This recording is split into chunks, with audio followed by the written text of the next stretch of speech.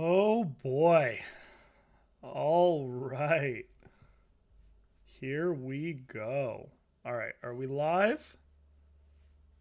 Are we live?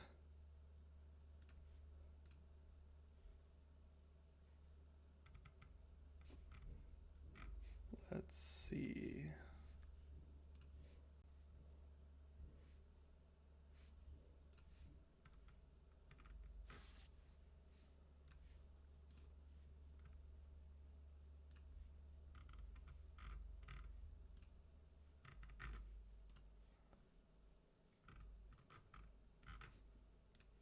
There we go.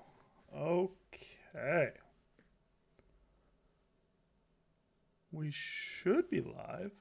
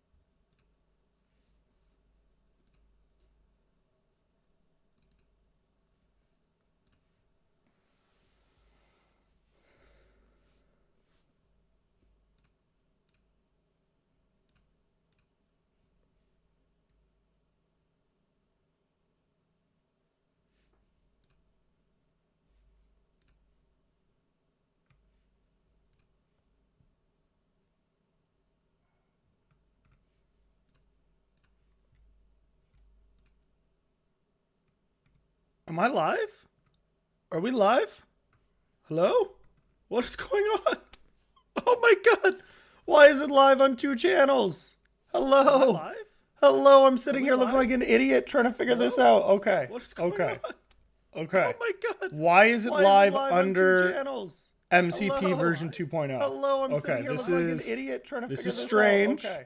This is strange. Okay. Oh my god. I don't know why that is. But MCP I scheduled a stream for today titled something completely different, obviously. I don't know why that is. And but why? I scheduled a stream. And why is it echoing? What is what?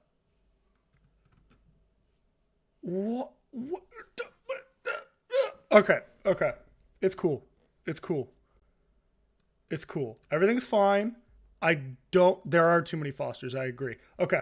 I don't want to fix it now because if I go, no more echo, we're good. I think it's because for some reason I was playing myself in the background because I wanted to hear what I was going to say. So we're just going to go with that. Okay, so I'm gonna share this just so that we have it, because I'm not gonna start. All right, I'm a failure at life. Go to this link for the OUP. Don't ask questions. Okay. All right. I'm so sorry about that, guys. I don't know what happened there. We're just going to roll with it. I just posted a link on Twitter to this, which is titled incorrectly. And I don't know enough about YouTube to rename it. Or do I? Do I know enough about YouTube to rename it? I do. Oh my goodness. Guys, we're learning as a family right now. Give me 30 seconds here. I swear my numbers are better than my ability to edit videos. So we're just going to roll with it. The OUP is here. And this, of course, wasn't the title that I had.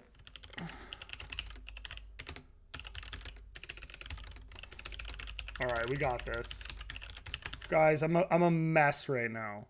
I am an absolute mess. Okay, let's see. Did that update? Did that update for you guys? Let's see here. Let's see here. My channel. Oh, okay. It renamed it. It renamed it.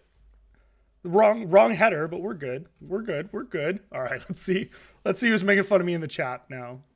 All right, what's going on, everyone? Yo-Yo, Dee, Casson, Jace, Rich, Adam, Ray, Slingshot, everyone. Craig, good to see you. Jace, Only Player 1, good to see you. Kurt, as always, good to see you. Eric, Annette, thank you so much. Nate, it's good to see you guys. All right, we're good. Yeah, I'm typing like a maniac because I'm flustered. I literally scheduled this an hour ago, and it's live on the wrong name, so I don't know what the deal is with that. It's all good. It's all good. Tom, thank you so much for the super chat, man. Appreciate it. Big day. Let's go. Is this gonna move when I do this? Let's see. Wiggle, wiggle.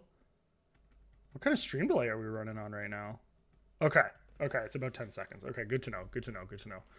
Thank you so much again for the donation, Atomic. It is a big day for sure. Happy American Thanksgiving to everyone that's watching right now in the US. Ours was last month, but I hope all of you guys are having an absolutely fantastic day, spending time with family, hanging out, not as flustered as me, I hope anyways. So, yeah, we're gonna get some people in here, and then we're gonna go over all this. I spent 2 hours last night putting together a document, quick sneak peek, 3, 2, 1, bam. That's all you're getting. That's all you're getting for now. But I put a document together. We're going to go over all the numbers. We're going to go over the program, my thoughts, some things that I like, some things that I don't like, some things I think we can improve on. And then, of course, I'm always very curious to hear what your guys' thoughts are in the community, gauge everyone's sentiment. And then, obviously, to emphasize, this is the first iteration of the program. So just be mindful that these things are subject to change, right? So let's get some ideas together. Let's not be too crazy positive or crazy negative, and we'll get some ideas and we'll move forward with that. So Sam, good to see you. Thank you so much for stopping by the stream. Appreciate it. Adam, I did get something today. I don't know what it is. It was in like the high 28,000s. So, I mean, it could still be a secret rare, of course. That's the great thing about comics, right? You don't know what it's going to be. I haven't honestly looked yet. I was just trying to get mentally prepared for going over this, because the tokenomics is kind of my wheelhouse. So I wanted to make sure that I was giving the best representation for you guys as best as I could. So with that being said, give me like 30 more seconds to kind of regroup here. I just want to switch over the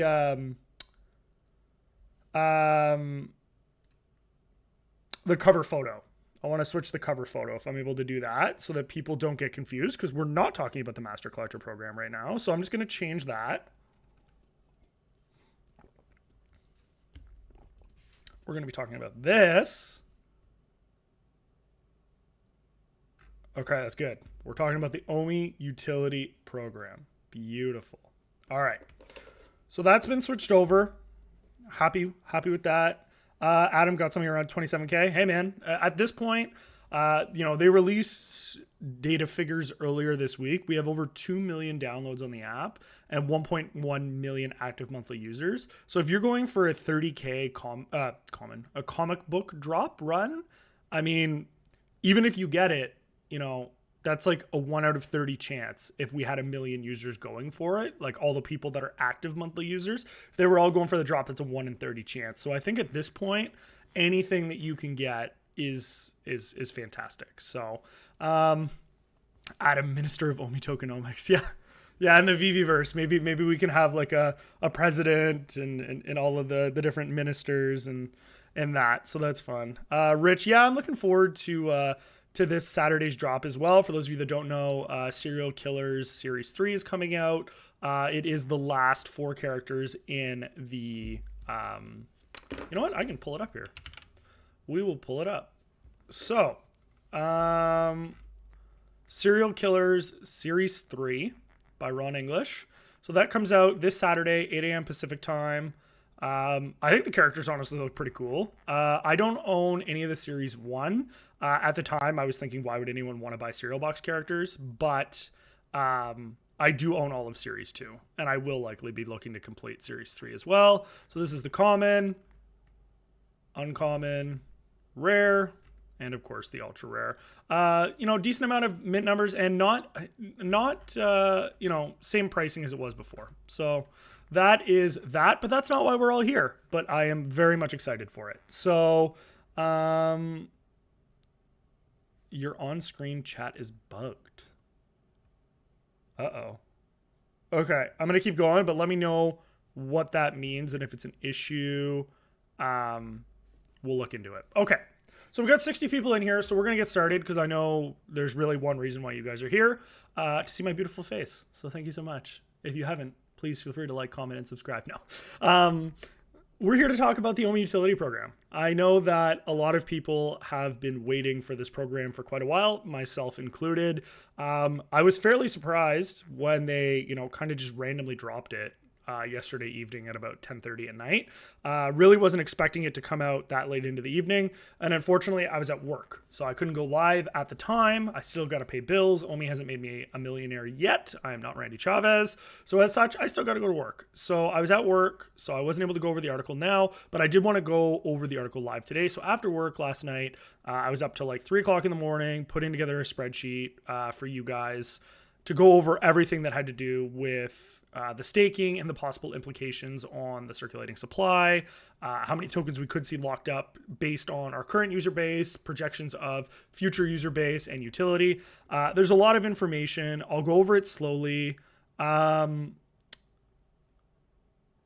Once I go over it, if you guys have any questions, you're not sure about anything, let me go back to it. We'll go over it, and you know, I'll be live for at least a few hours, so don't be worried if you can't stay for the whole thing. It will obviously be posted on YouTube again afterwards. But I think it is a really important conversation. Obviously, if you're here right now, you probably are invested in the OMI token, or at the very least, you're on the fence contemplating whether or not this should push you over the edge to buy tokens. Remember that anything that I do say is not financial advice. But with that being said, I will be giving my observations on my own personal opinions for each of these factors, and we'll go from there. 3GP Media says, anyone remember the days where you could buy an unlimited amount of collectibles because you were able to grab as many gems as you... Yeah, so I wasn't here when you could buy unlimited gems, like gem to OMI or anything like that, but I was here for, like, as a perfect example, Marvel Comics #1, where my wife and I got like 11 comics between the two of us, and then we just stopped buying them because we're like, hey, clearly no one wants these, and now you're lucky to get one comic on a drop. So it's very interesting to see how the dynamic has shifted very quickly over the last, couple months. It's when you're in the moment, it's hard to see it, but then once you kind of take a step back, you're like, okay, never mind. So as with the Master Collector Program article, when I review articles like this, I will be reading certain sections of the article. What people need to realize is that not everyone is staring at their screen while I'm talking about these issues, and I'm not just going to read the whole article, right? I'm going to read certain sections that I think are important, then I'm going to elaborate my thoughts, and then of course I'll be taking comments from anyone in the community that looks to give their thoughts as well. So, base overview. OUP, which is what I'm likely going to be referring to it as because it's quicker to say. OMI Utility Program is a system designed to give OMI token holders added utility and benefits within the Vivi app. And we are incredibly excited to share the initial outline with you. Obviously, guys, similar with the Master Collector Program, this is just the first iteration, right? So don't make any life-changing or altering decisions. Don't go remortgage your house to get more money into it. Don't pull out all your tokens because you think it's the end of the world. Well, I mean, you can do that. Obviously, it's your choice. It's your money. But let's have a conversation and see how we feel about everything. So you guys can look at the Tokenomic article if you want to take a look at it. If you guys aren't familiar with Tokenomics. And, of course, this is the first iteration. So this is what Vivi is. We know what Vivi is. We're not going to go over that. Let's go over the Master Collector Program. The Master Collector Program, no, let's not go over the Master Collector Program. Let's differentiate. So the OMI Utility Program is separate from the Master Collector Program. However, the OUP runs as a parallel program that is geared towards OMI-related features within Vivi. The reason for this decision is to ensure the MCP rewards collectors for collecting, and as such, MCP levels must be earned rather than paid. So for those of you guys that do not know, back in 2018, when the tokenomic model was created, the intention at the time was to have the MCP run in conjunction with OMI staking, and they were going to be the same program. So all the features were going to roll into one another.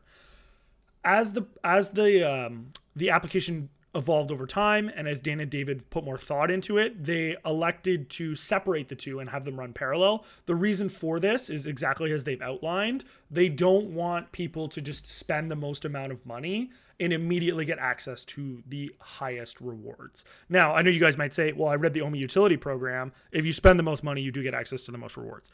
Yes, granted, but it also is a separate track. So if you've focused on collectibles since day one, or collecting is truly your fandom and you can't afford to diversify to both, you will still receive your fair share of rewards for going down the Master Collector track. And then if you have a bunch of OMI, such as myself, for those of you that do not know, I have approximately 14 million OMI tokens. It allows me to stake my tokens and earn some benefits. Now, mind you, I also have quite a few collectibles, but a lot of people may sit in one path or the other. So it's good. I'm glad that they separated it. And we're, of course, going to go over why it's important. Johnny says, once Vivi gets on Ethereum blockchain, prices are going to skyrocket. Nobody mentions this. By default, network gas fees will be inherited. So Johnny, just very quickly. So we're moving to Ethereum via Immutable X, which is a layer 2 solution. So essentially, you receive all of the security benefits of layer 1 Ethereum, but not the associated gas costs with layer 2. So what they do is they block transactions together and send them off in chunks. And it basically drastically reduces the gas costs because you're not individually minting each collectible in that regard. So the way they have it set up, gas costs will be like pennies. And from my understanding, it's not even going to be the user that takes that on. That's just going to be an operating cost for Vivi. So yeah, gas costs are not going to be an issue. That's one of the main reasons that I think a lot of people kind of like, why would I mint a $20 collectible? It's going to cost me $80 in gas fees, 100%. And so that's one of the reasons that Vivi up until this point has been on the Go chain, because the gas costs are fractions of a cent. So they were able to scale it en masse. So very interesting. So to answer your question, yeah, that won't be a concern. Luke says hello. Hello, Luke. Good to see you. You comment on every single one of my videos. Always appreciate the support. Fatty, what's up from Germany, brother? I've been to Germany a few years back. Beautiful country. Thank you for saying hello. I can't imagine it'll be any different from minting on OpenSea. Terrible choice of blockchain. Yeah, so I just explained that. So the layer 2 solution is what basically renders the gas fees moot. So we can definitely go over that at some point. Not the main point of today's stream, but I have made some videos on it previously, and I could definitely go over that. You can always reach out to me on Twitter, and I can explain that a little bit of that for you. Omisar, thank you so much for subscribing to the channel. Welcome aboard. Thank you so much. Mark, good to see you. What's up? All right, so OMI utility overview. These are the main things that we're going to be going over today. like I said, right here, little sneak peek, that little Excel sheet that's sitting up there, that will be going over the staking program, like crazy detailed. So we're going to go over the overview, and then I'm going to go into the crazy detail because I think it's important. Anyone can read you this document, but if we don't have an understanding of what the numbers mean behind what it says on the page, we're really not going to get an accurate summation as to whether or not this is a good program or not. And then it gives us a better idea of what we need to improve. So these are the main things that we're going to go over. So let's start with the staking program. If you're new to crypto, you've probably heard the term staking thrown around, but many of you may not fully understand it. Staking is simply a way to earn rewards for holding a certain cryptocurrency or token, aka staking gives you a chance to put your token to works. So for those of you that do not know, normally in crypto, if you stake a token, you earn more of that token for staking it. That's generally the reward that you earn. We don't have that with this program. And for those of you that haven't read the article yet, and this is a spoiler, we will not be getting, or at least I don't think, it hasn't been included, and I don't imagine it will be included. We will not be getting OMI staking for more OMI, at least not offered by Vivi. It is possible that an exchange may offer that feature, but I do not believe that Vivi will offer that. And the reason that I believe that is because the team has always been steadfast on not putting any negative sell pressure on the token, which essentially means adding more tokens into circulation, accepting tokens for certain purchases that they then need to sell to generate revenue for operating expenses. Those are some examples. So they do not want to do that because if everyone is earning OMI for staking their tokens, where does the OMI come from? Because it's a finite amount. We're not minting more of it. So how are you earning these tokens? Where are they coming from? And then once you earn those tokens, what are you doing with them, right? Like they don't want to give you more OMI tokens so that you can, to add them to circulating supply, take them from the reserve wallet, which is out of circulation, to then bring them into the circulating supply so that you get more OMI so that you can then sell your OMI and put negative sell pressure on the token. They're not going to do that, right? Like for a lot of cryptos, it makes sense. The way that the tokenomic model was designed for OMI, it's not a practical use case for the OMI token. We can obviously have a conversation about it, but I'm just letting you guys know, once we go through this, if you're like, hey, I wanted to just stake my OMI for more OMI, you may be able to do that on an exchange. An exchange may offer that as like an incentive. I know Ascendex did when they first listed the OMI token. They offered like a promotion where if you like staked for a bit, they gave you a little bit more. But it's, in my opinion, it's not going to be a forever thing. I just don't see it. Unless they want to create a separate token. Like if they wanted to create a governance token for OMI and they wanted to reward you, similar to like how Shiba has like SHIB, they have Leash, and they have Bone. Bone is their governance token. So if you stake SHIB or you stake Leash, you earn Bone. I could see them maybe doing something like that and creating like a completely separate crypto that has its own utility, use case, and value. But it's not going to be just straight up staking OMI for OMI, just so that you guys know.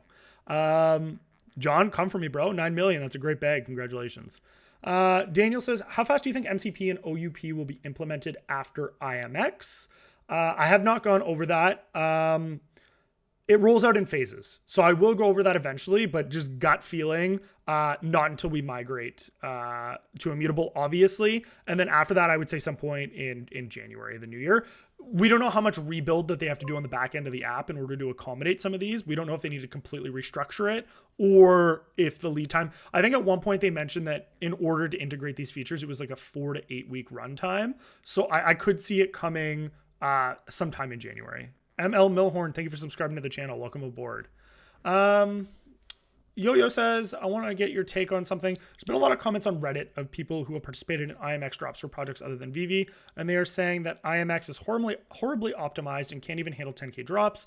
How then would we be able to handle Vivi drops? If I'm being brutally honest, it seems like the transition to Immutable won't happen until 2022.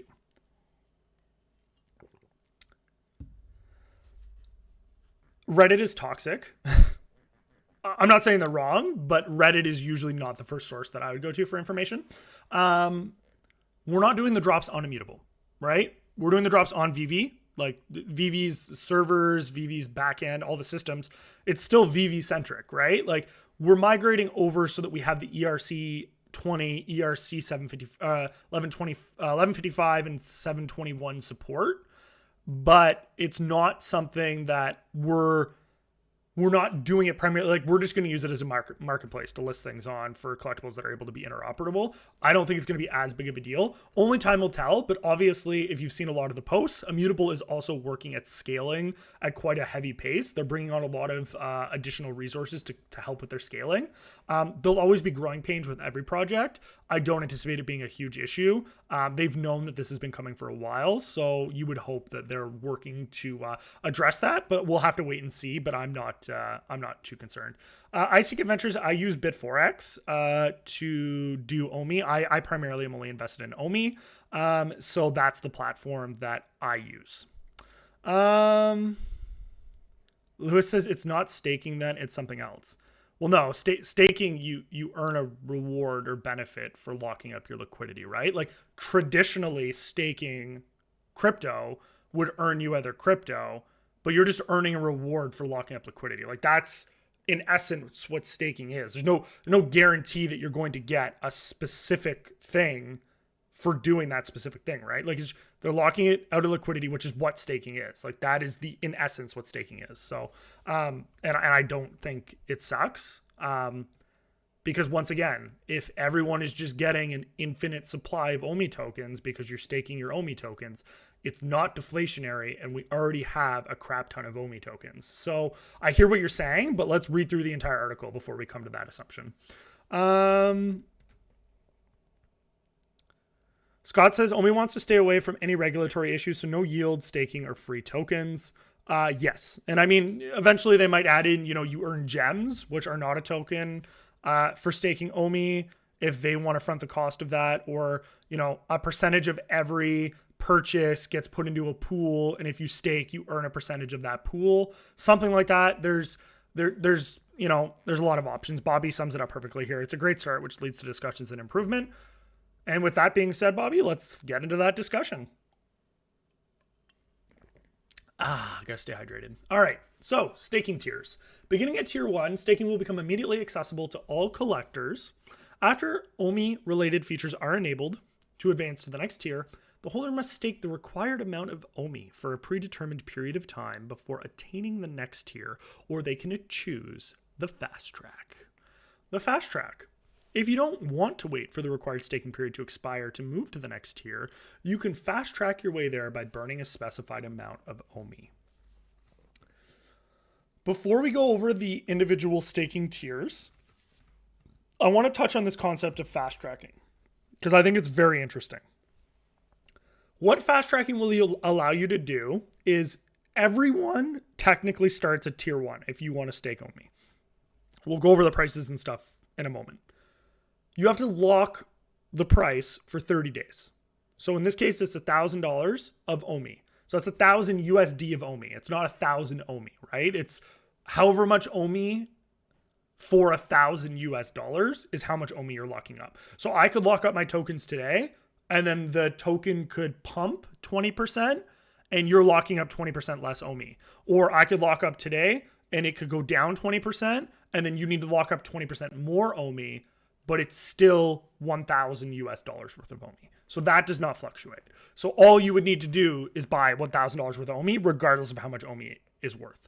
And that's because the OMI price fluctuates, so it wouldn't make sense to make it a specific amount of OMI. The fast track is a really interesting concept. So for tier 1, you need to lock up your tokens for 30 days. So that's 1 month. But you can fast track $250 worth of OMI. So you burn $250 worth of OMI and you immediately get access to tier 2. Tier 2 jumps from $1,000 of OMI to $5,000 worth of OMI, but it also has a fast track. So you would need to go 30 days in tier 1 into tier 2 after staking this. You'd lock up your $1,000 for 30 days. Now you can lock up your $5,000 for 60 days, and then you could finally access tier 3. So why is this important? Well, what does tier 1 really give you, right? So when we look at tier 1, let's look at some of the benefits. OMI Homie, 3D, and Profile Badge. So of course, the first tier is called OMI Homie. It's cool, and you get a badge for it that'll be displayed on your profile, which I think is awesome. You lock up $1,000 with OMI and you get accessory purchases with OMI. So we don't know what the accessories are yet, but think customizable showrooms.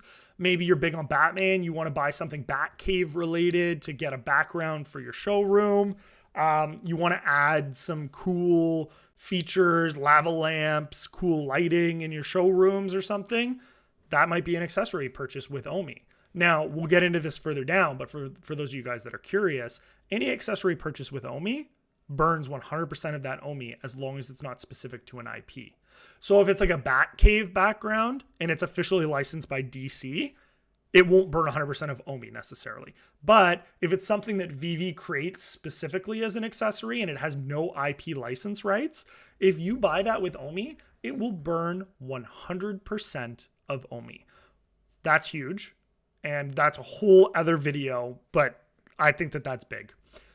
Tier 1 also gives you premium market listings with OMI. We'll go over what premium market listings are afterwards, but essentially premium market listings just means you get to list your collectible for whatever you want to sell it, and you pay X amount of OMI, which is then automatically burnt, and it appears before everyone else on the listings page in the market, and you can get priority listings on like the main home screen, like recently listed. It'll be like a featured section. So that's pretty cool. And then you get a % bonus on all points earned. And that's for the OMI utility program point system that we will go into. It's pretty cool. But once again, it's going to be a long video. I'm just giving you guys full disclosure right now. We're going to go over everything. Some things will come down here. Some things will move back up here. But I think it's important to discuss everything and really break everything down. Some of you may say, yeah, Foster, I already understand this stuff. And that's fine. But once again, I'm live now, but the video is going to be posted afterwards. So I just want to make sure that, everyone has all the info. You can listen to it at 1.5 speed after or whatever. But let's get everything out there so that we can have that full conversation so that everyone understands all of the aspects. And it's not just, hey, I can't stick OMI for OMI. This program sucks. And once again, not taking a shot at anyone in the chat or anything. It's just an example. So tier 2, you get everything in tier 1. So it's important to remember that, right? Like as you move out the tiers, you're also earning all of these, even though they're not listed here. So tier 2, oh, millionaire. I think this is kind of clever wording because if you don't quite have 1 million OMI if you do this, but it's like, I thought that was pretty clever. So you earn everything in tier 1. Plus, you get Oh Millionaire 3D and profile badge. So kind of the same thing as an OMI Homie. It's a different badge. This is $5,000 worth of OMI. You get an additional % bonus on all points earned. So here you get whatever %. They haven't broken it down yet. And now in tier 2, you get an additional % on all points earned from purchases, staking, whatever the features are, right? You also get access to the OMI drop raffle. This is a big feature, and I've seen some people on social media saying, it should have been accessible to everyone that staked OMI. We can get into that conversation afterwards, but this is a big feature. So a quick breakdown of what the OMI drop raffle is it will be, and I think we can actually go down to it quickly. We'll go over the drop raffle quickly because I think it's an important concept to focus on. So the drop raffle gives collectors a greater chance to obtain a specific collectible in an upcoming drop. A percentage of editions of each rarity in a drop will be made available for the OUP drop raffle. It's important that everyone understands when we cover this topic that the drop raffle is a percentage, right? So it's not like if they list 1,000 editions, you're going to have an opportunity to access all 1,000 collectibles in that drop, and no one else is going to be able to buy it on the market. It's maybe going to be 2 to 5% of those collectibles will be available in the drop raffle. So that's important to understand. So you're not going to have 1,000 chances. You'll maybe have 10 or 20 chances. Users can participate in the drop raffle by using OMI tokens to participate a drop raffle ticket. The more tickets a collector has relative to the other drop raffle participants, the greater the chance of success. The collector can buy drop raffle tickets using the OMI token. When the drop raffle closes, winners will be randomly selected from the pool of ticket holders.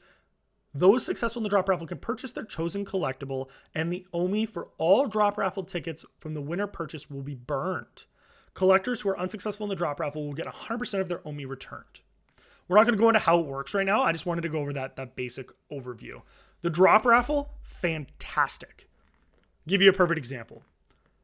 A premium collectible is listed on the marketplace. Let's pretend Spider-Man, right? It was $400 when it was initially, or 400 gems, which is 400 US dollars. It was listed when it first came out in the marketplace. There was 1,000 editions. Let's say they allocate 5%. No, we'll do even a smaller number, 2%. So 20 editions out of that 1,000 are available for the OUP drop raffle. Everyone understands the value of the first Spider-Man. So they would bid OMI to get access to the drop raffle to give themselves as best a chance as possible to secure the collectible. Now, I saw someone commented on my Twitter last night. They said, well, why would someone bid OMI to buy a collectible when they can just buy the collectible on the drop or afterwards? And why would they ever bid more than what the collectible is going for in order to secure a collectible? That makes no sense. I think it's important to understand that, as a perfect example, Spider-Man was listed for $400. It's now going for $16,000. So if you're a collector and you understand, or an investor, and you understand the value of collectibles, and you know that the long-term value proposition is that they're going to go up exponentially, then why would you not spend $1,000 worth of OMI to get raffle tickets to give yourself the highest probability of winning that collectible? If you lose the raffle, you get all of your OMI back, so you're not out anything. And if you do win the raffle, then you lose $1,000 worth of OMI. Well, now that collectible costs you $1,400 instead of the $400 that it would have cost, because you also have to pay for the collectible itself on the drop. But once again, if you can spend $1,400 and you know a collectible like that is going to immediately shoot up to 5 or 10K, that's a good investment. You're still 3 to 6xing your investment just by making that decision. So the drop raffle will burn all of those tokens immediately from the circulating supply. And on top of that, it still incentivizes people to go for collectibles and participate in the drop raffle. Will you ever see someone competing for a 32,000 edition common collectible by burning more OMI for the raffle than what the collectible is worth? Maybe one day, probably not right now, but there are a lot of collectibles on the platform, the ones of ones that complete sets for master collector points and benefits, the super secret rare collectibles that they do on drops, the premium license collectibles. God forbid they drop something like Pokemon. You don't think someone like Randy Chavez, who has 120 million OMI, would burn 2 million OMI just to make sure that he automatically gets that collectible on drop? 100%. There are whales with tons of OMI that would gladly take that opportunity to ensure that they secure this collectible for still less than what it will be selling for in the secondary market. It's a very interesting concept, and it's just one more utility that burns tokens directly from the circulating supply. So that's the drop raffle. Secondary market trading and OMI. This is something, I'll be honest, I'm not a huge fan of. I'm a huge fan of the fact that you get to trade OMI to NFT in the secondary market. I am not a huge fan of the fact that there is a barrier of entry to do so. You cannot even access this feature in tier 1, meaning that if you do not stake $5,000 worth of OMI, you cannot buy or sell collectibles in OMI on the marketplace.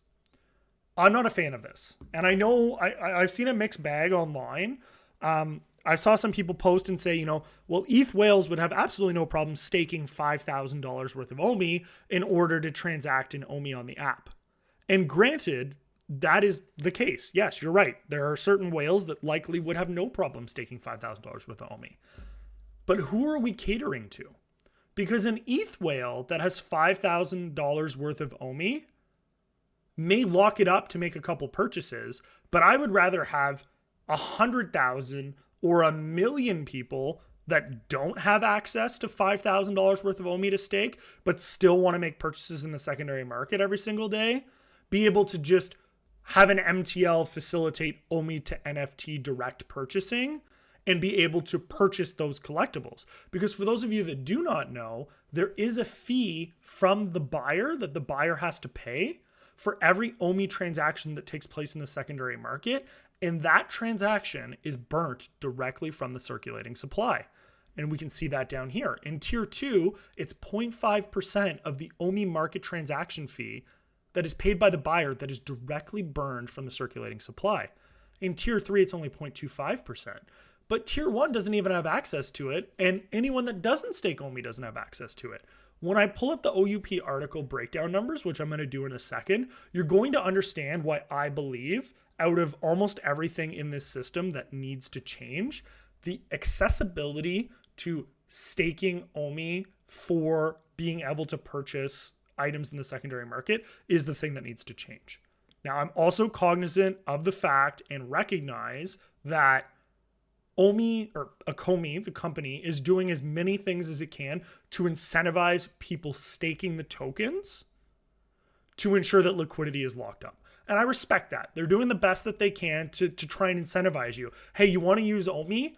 Lock up OMI. But once again, this is a mass adopted application that's supposed to be accessible to all retail users.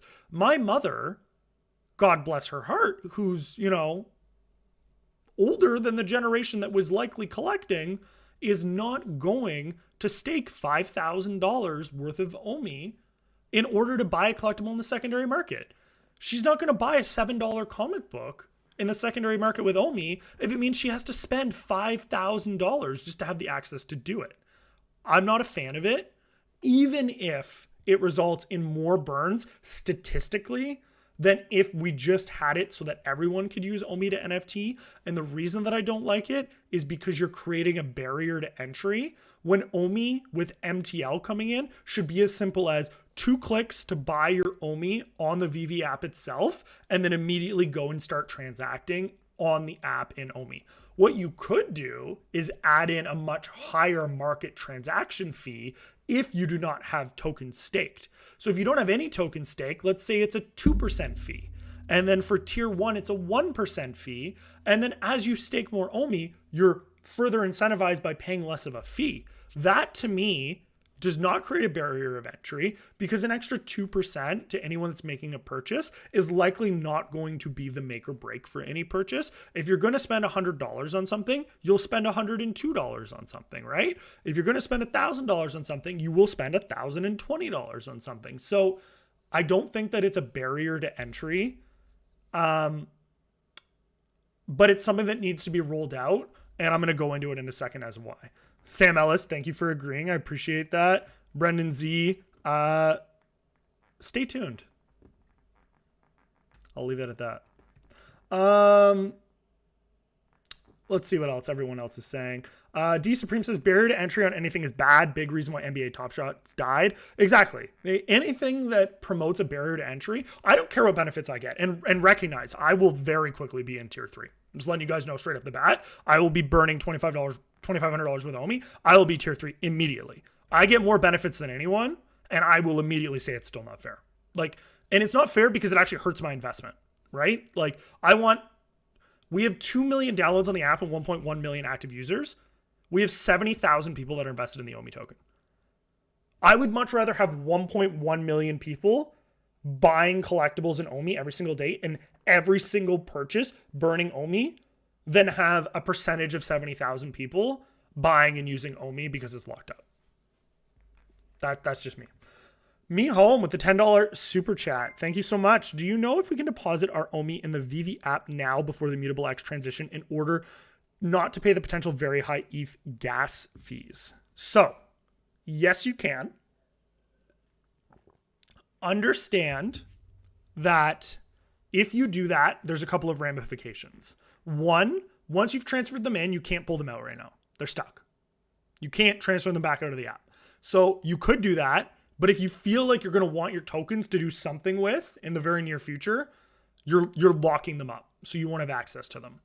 The second thing is if you send your tokens to the Vivi web wallet right now, they are on a layer 2, which means they will be accessible within the application, but you will not be able to send them back to an exchange to sell them without converting them to a layer 1. And you're going to have to pay the fee at that point regardless. So it's just up to you whether you want to pay the fee now or pay the fee later. But Vivi web wallet operates on a layer 2 and exchanges operate on layer 1. So it's really up to you, but you will have to pay the fee at some point. Oh, Brendan, you transferred them out. Interesting. So that feature had been disabled. So I'm surprised you were able to do that. Did you do that recently? When did you do it? Because as of like 2 weeks ago, anyone that I knew of that was trying to do it, their tokens were locked. So did they just recently re-enable that feature? So I stand corrected on point 1. I apologize. Thank you for correcting me, guys. But point 2 still stands. It's still a layer 2 versus a layer 1, and you will have to pay the gas fees. So it's up to you. If you did it within the past month, it's possible that it's been re-enabled. The people that I was talking about doing it was like back in like late October. So it's possible that that may have been recently. I personally don't. I keep mine on the exchange. So that's why I'm not familiar with that. The other thing too, like I have a lot of OMI and I wouldn't want to send it all onto the Vivi app right now personally, because I wanted to know how much I needed to send before I did it. Like for me, it doesn't make sense to send 14 million OMI when I really only need to lock up about 1.5 million OMI. And then, of course, I might want to make some purchases in OMI. So I might send another million OMI over just for liquidity to be able to buy things. But it doesn't make sense for me to transfer all of it over because I don't need it all there. So, and Brendan, like he says perfectly, it's scary to keep it all on Vivi, especially being on Apple when I can't even see it. And that's the same thing. I'm on Apple, so I'd have to log onto the Vivi web wallet. I'm not at that point where I would be, I don't have a necessity to do it. Also, thank you so much. Over 100 viewers right now. I appreciate everyone stopping by. I know it's a random Thursday there at 12:15, but I appreciate so many people coming by to support the stream and hang out with me. So thank you so much.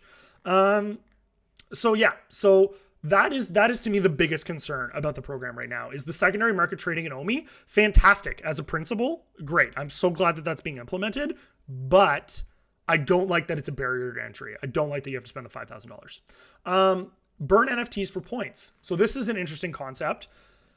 It doesn't affect the price of the OMI token, but what it will do is give you additional points towards accessing drops for raffles and stuff.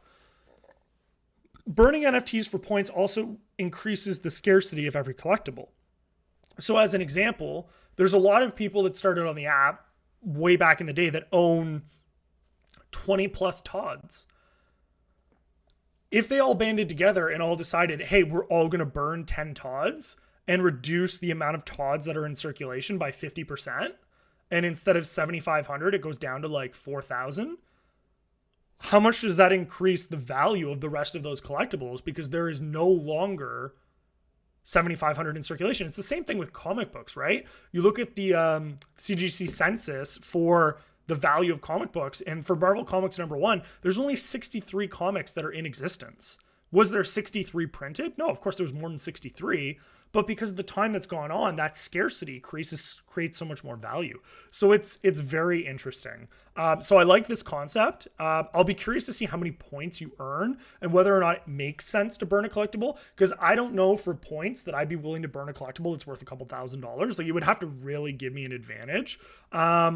But it's interesting. And then, of course, the buyer fee, which we were talking about as coming directly out of the circulating supply for every transaction, which I think is very cool. I'm very glad to see that. And that's in tier 2 and 3. But once again, this could be in every tier, including tiers that are not staked. And I think that it would result in infinitely more burn than what we're seeing right now, based on the numbers that I've run. I could be wrong. I'm only one person, but it seems that, there's some other people that agree with that as well. So it'll be very interesting to pass that feedback along to the team and get a sense of how they're thinking about that. So Justin says, I'd stake whatever it took for the OMI 1 Kenobi badge. I like that. So I think we're basically ready to switch over to the number now, guys. I'm going to switch over to that.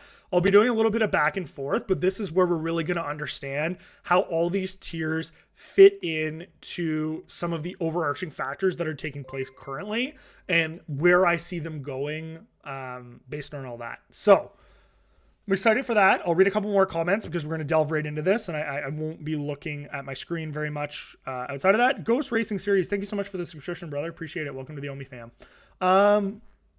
Brendan Z, I do not see them rebranding to the Vivi token in the future. The second that they made the announcement about third-party OMI integration into other projects, the idea of rebranding to the Vivi token immediately went off the table. Because why would you have the Vivi token, which is native to Vivi, also be the token that is native to other projects? Like, it would be very confusing. So what I see happening more so is that Akomi, the company, will partner or possibly even buy out other projects and will allow their token to be the native token for those projects, or at the very least be able to interact with those projects outside of fiat in OMI, which will of course just compound all of these numbers even further. So I don't see them rebranding it, to answer your question. Yeah, Mike, interesting question. Who would ever burn an NFT? Just curious. Like I said, it would have to be, a pretty big benefit for me to be able to do that. So, Carlos, no, you're not able to turn your gems into OMI. You'll be able to buy OMI off of exchanges and bring them on to the Vivi app, or the money transmitter license will be able to facilitate the direct purchase of OMI on exchanges for you using fiat, and you will then be able to use your OMI to purchase NFTs.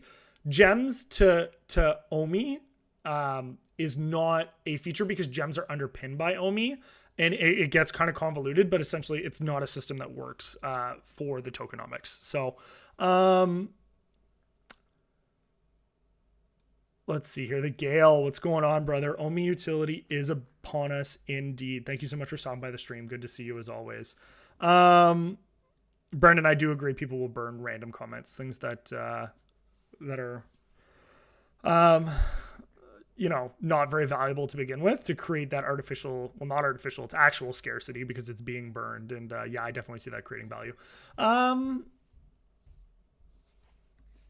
Let's see. Okay, whoa, there's a lot of comments here. Sorry, I just want to get through a couple comments, guys, because like I said, once we delve into this, I'm going to be on it for like 15 minutes, and I likely won't be able to pay attention to the chat a lot. So I don't want to forget about you guys.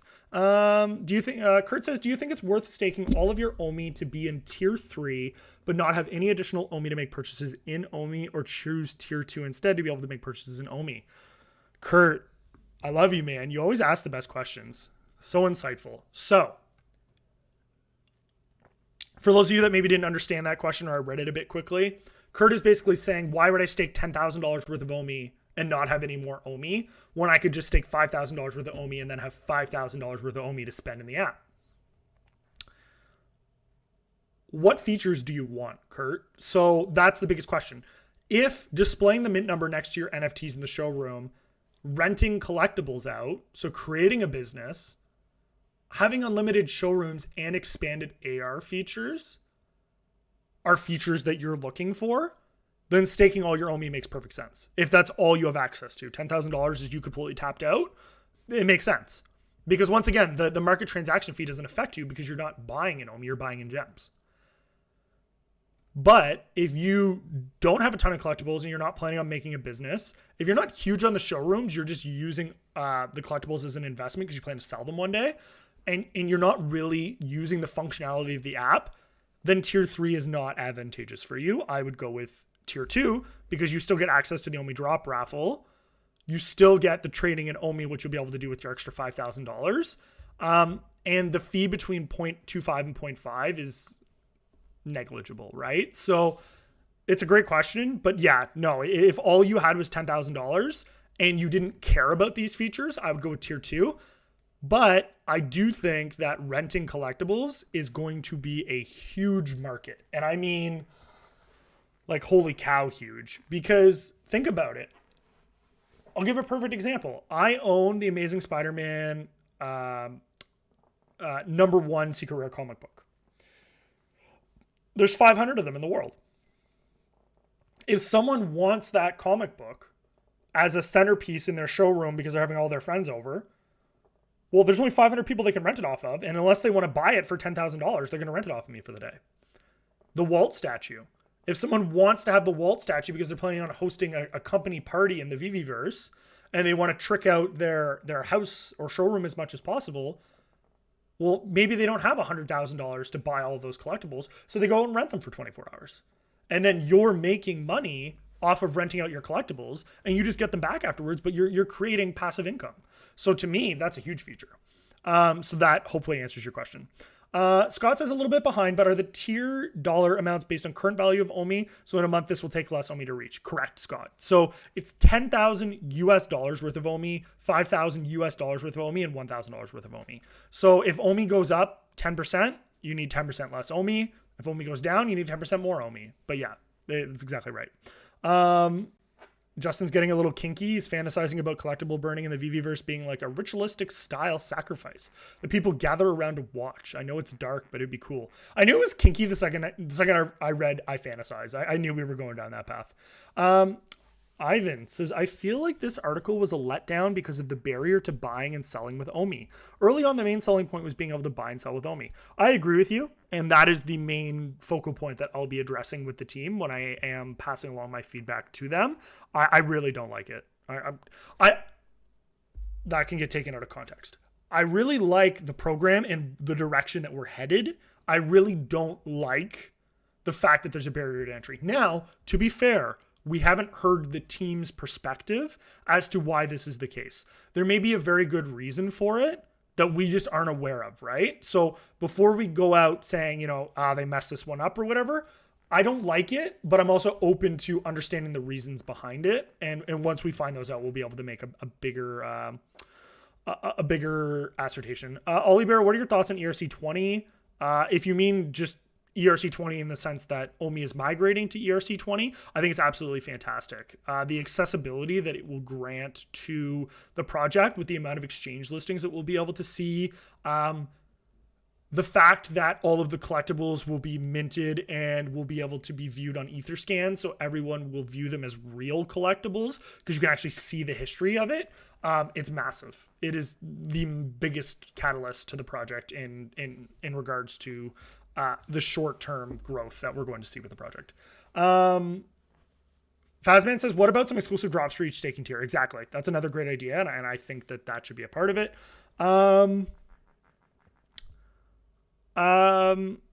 Okay, I'm going to read like 2 more comments and then I'm going to switch over to this because I know a lot of people want to see this. So Jo says, why would you buy collectibles with OMI? Does that not decrease your personal coin total, which means you decrease your own money value? Sorry if I sound stupid, just trying to understand. Not stupid at all, brother. Great question. So OMI is a deflationary currency. So as OMI is removed from circulation, if you hold the same amount of OMI, logic would dictate that the value of said OMI would increase. As more people invest in OMI, logic would dictate that the value of OMI would increase. So essentially the reason that you would want to buy collectibles in OMI is you have a ton of OMI and you don't have a lot of fiat. So instead of converting that into fiat and having to pay like short-term capital gains or whatever tax implications, you would just make a direct purchase with your OMI for the NFT. Now you may have to pay taxes on the purchase of the NFT, but it'd be a lot cheaper than making that conversion from OMI. So that's a consideration as to why you may want to do that. At the same time, any collectible purchase that's made in OMI increases the value of the rest of your OMI because you're burning a percentage of it from circulation. So if everyone is using their OMI and let's say everyone burns 1% of their OMI by buying collectibles and that percentage is burnt, you're in essence increasing the value of all OMI because there's less tokens relative to the original number, which is increasing the value. It may not make sense for everyone, I'll be honest. And I was kind of hoping that there would be more incentives to using OMI, like an actual discount. Like you use OMI and you get 5% off or something versus using fiat. Because right now the team is paying a lot of fees out to like Apple and Android, but once we get the web OS, that won't be a factor. And I think that's why they didn't enroll that. So yeah, no, it's a great question. It's not stupid at all. 3GP Media, renting a Mighty to play in a game. Exactly. The future gamification will be massive for renting. If you need to rent a DeLorean off of me because you need to race with your friends or whatever, well, I own a DeLorean, and if you need it, you're going to rent it off me, right? So it's interesting. Thank you, Kurt. I appreciate that. All right, guys. All right. We're going to jump into it. And then I'll circle back to some comments here. There's over 100 people here, so I want to get into the meat and potatoes. Bam. We did it. Holy cow. And you guys are like, Oh, that doesn't look like a lot. It doesn't look like he did a lot there. There's some numbers or whatever. What about all these? They're hiding. You see what I did there? You see what I did there? All right, let's see. Let's see. Oh man, I got a ton of messages. Okay, I can't read those right now. Okay, so for those of you guys that don't know, and I know there's a lot of numbers on the screen, so let me kind of explain everything, and then if you guys have any questions, we'll of course go over them. But OMI utility article, right? So that's what we were going over originally. These numbers here, the 10,000, 5,000, 1,000, the fast track and the lock period, that is these right here. Okay. So this is the tier prices that we know of currently, how much it costs to skip them, and the amount of time that you need to lock up each of these in order to not incur a penalty. And you know what? I didn't actually go over that. So just so that you guys know, you can unstake your tokens at any time during the lock period, but you're subject to a 10% penalty that will be burnt from circulation. So if I stake $10,000 worth of OMI for 3 months, and then after month 2, I decide I need to pull out for whatever reason, I will get $9,000 worth of my OMI back. And I haven't clarified this, but I believe that it's $10,000 worth of OMI, but you're staking a specific, let's say for simple math, let's say $10,000 is 1 million OMI.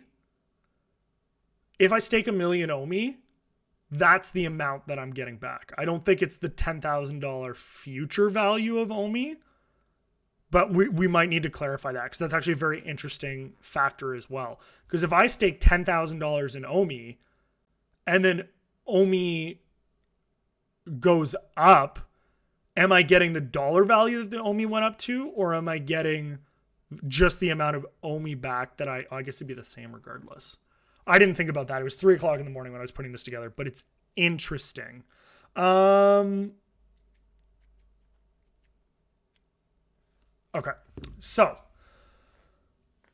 what I did here, and this is, once again, guys, we're never going to know the exact numbers until people start staking, right? Like I can't say exact, but what I can do is use historically available data and make assumptions based on average statistics using, bell curves and things like that. So what I've done here is this is the percent of stakers per tier. So of course it has to add up to 100% because if there's 100% of whatever number staking, the percent in each tier needs to add up to 100. So what I've done is essentially used a bell curve.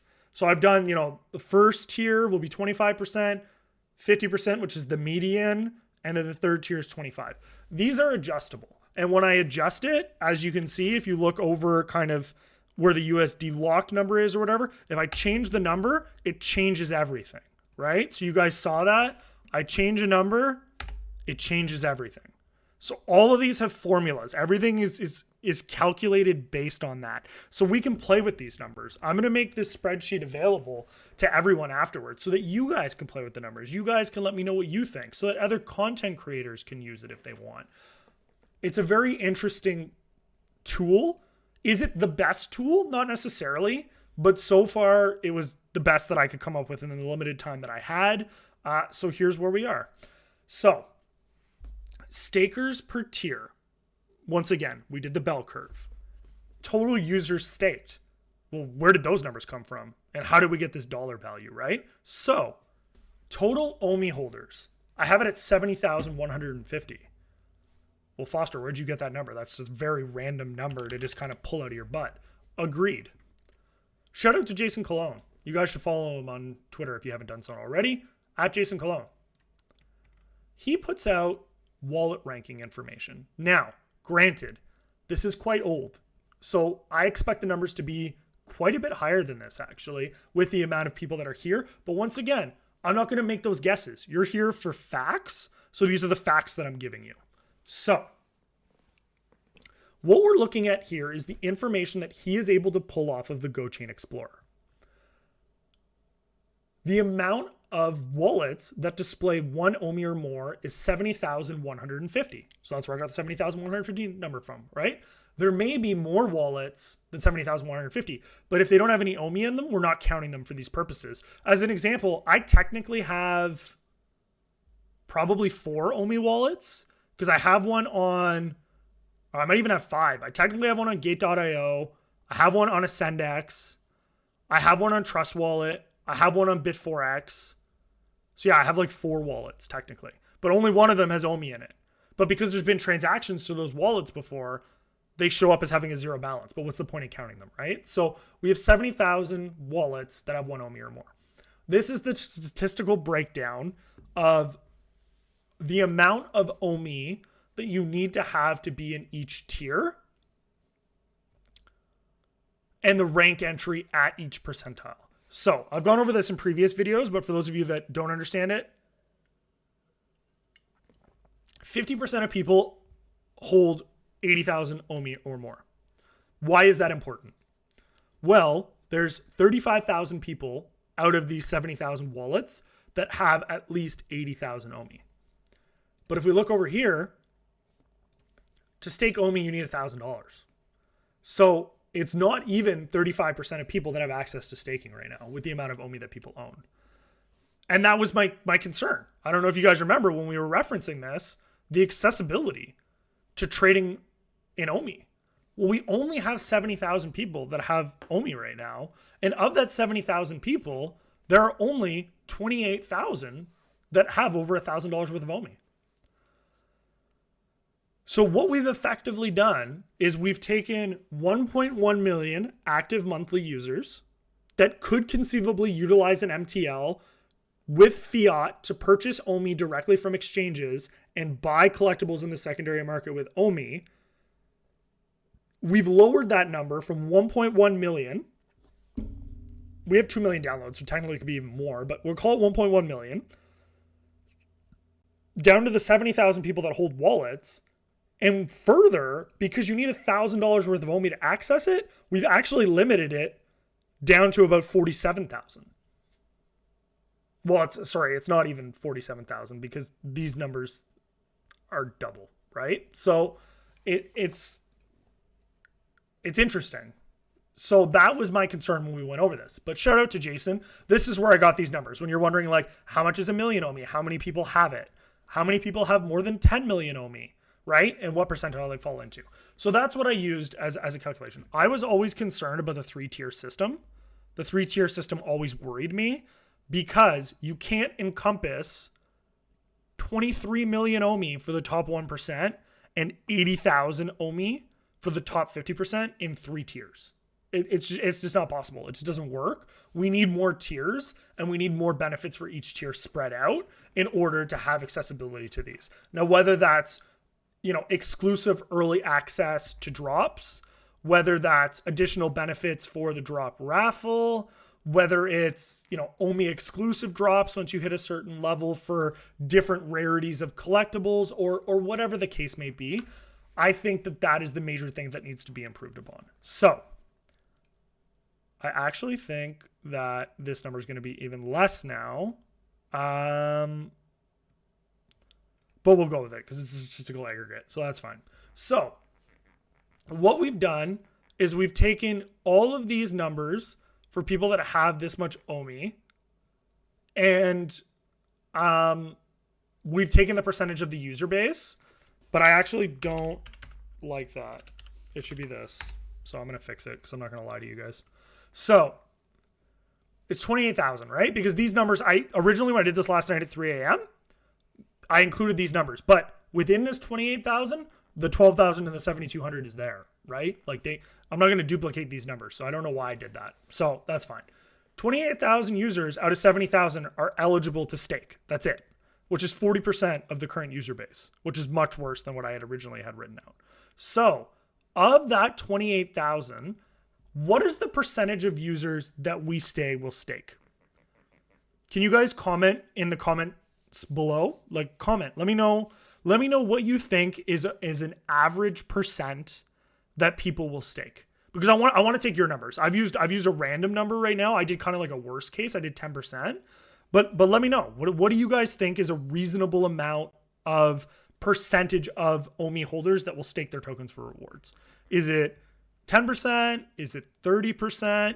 Will half of people do it? Will 100% of people use it? Let's throw some numbers out there, and then we'll run each of those numbers based on what you guys are saying.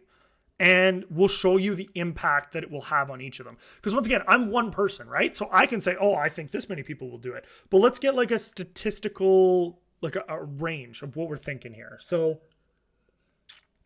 OKC says 30%.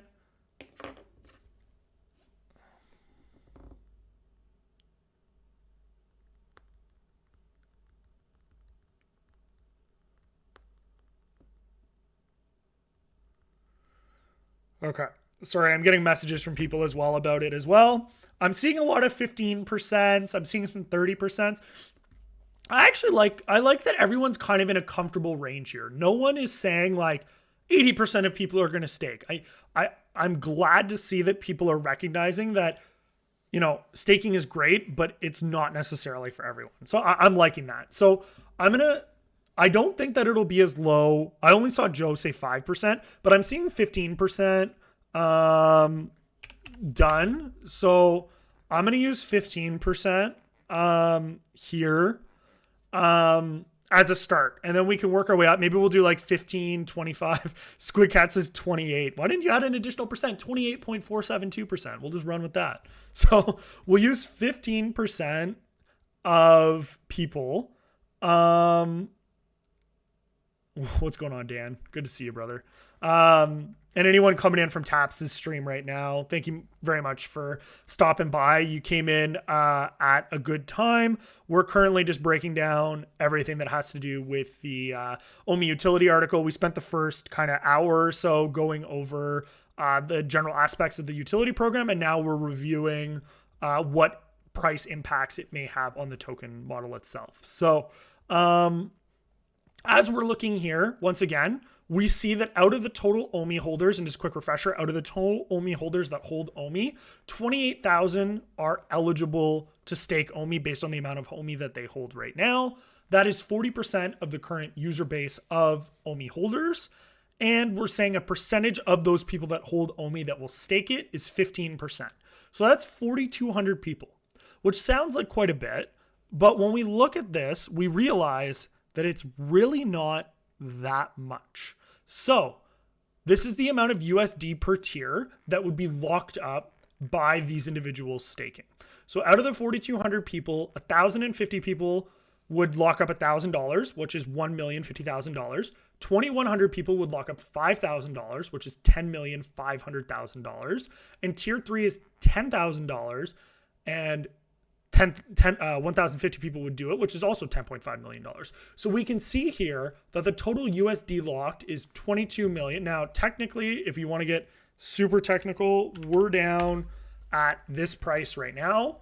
So we can see that of the 22 million US dollars that would be locked up, we would have 3.5 billion OMI tokens locked by that amount of users. So we know that the circulating supply will never be more than 310 billion. And we know that there will be a reduction in price, a reduction in the circulating supply for OMI tokens over time with all of the utility that's in place. So 3.5 billion tokens. It's maybe 2% of the circulating supply, right? Like even if we're down at like 250 billion tokens, it's not even 2% of the circulating supply. It's a pretty underwhelming number.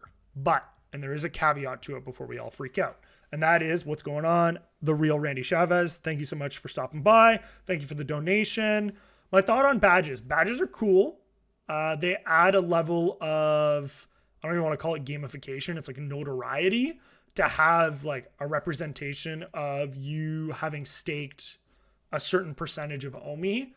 But I don't think that a badge is going to be enough to get me to stake $10,000 worth of OMI. There's other features that I would definitely do it for, but the badge alone, it's one of those, it's nice to have, but it's not a make or break, I think, for the vast majority of people. So great question. Thank you very much for the donation. It's good to see you.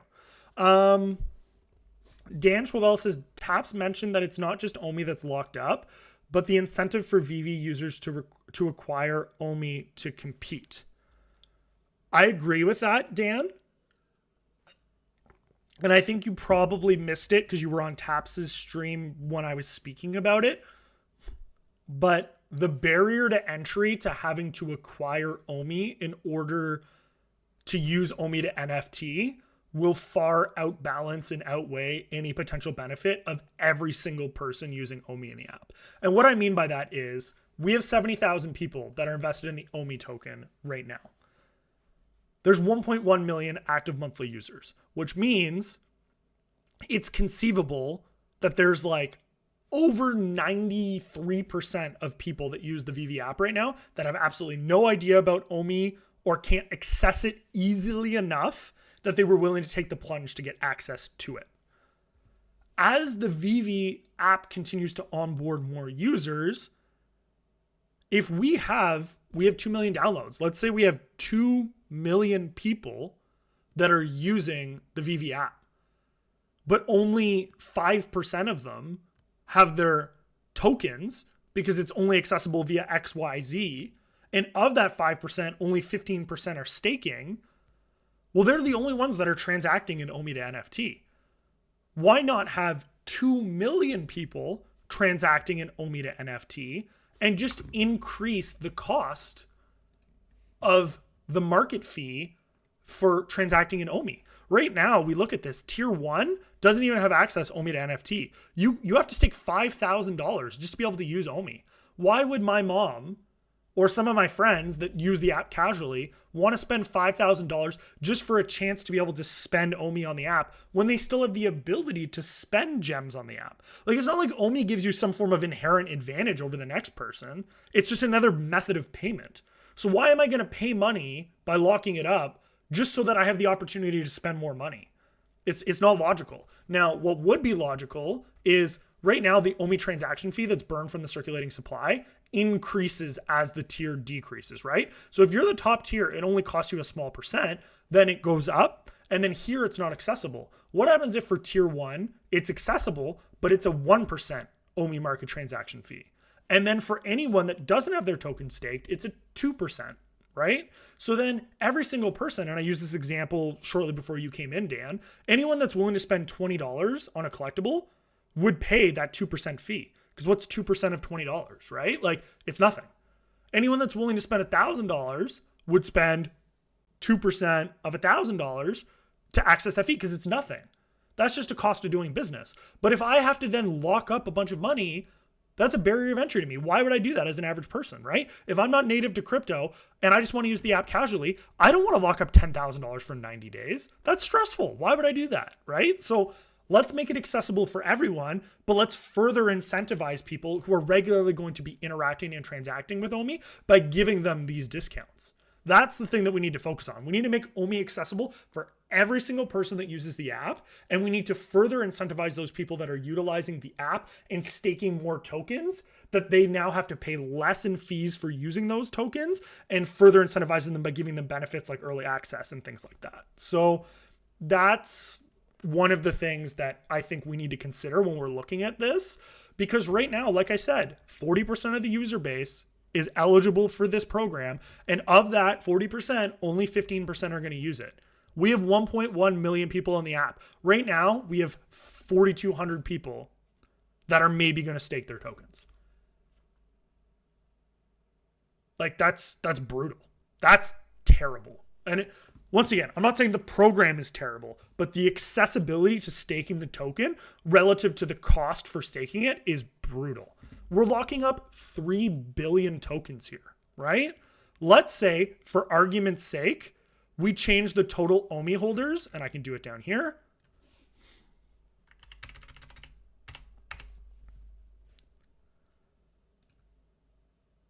No, I did that wrong.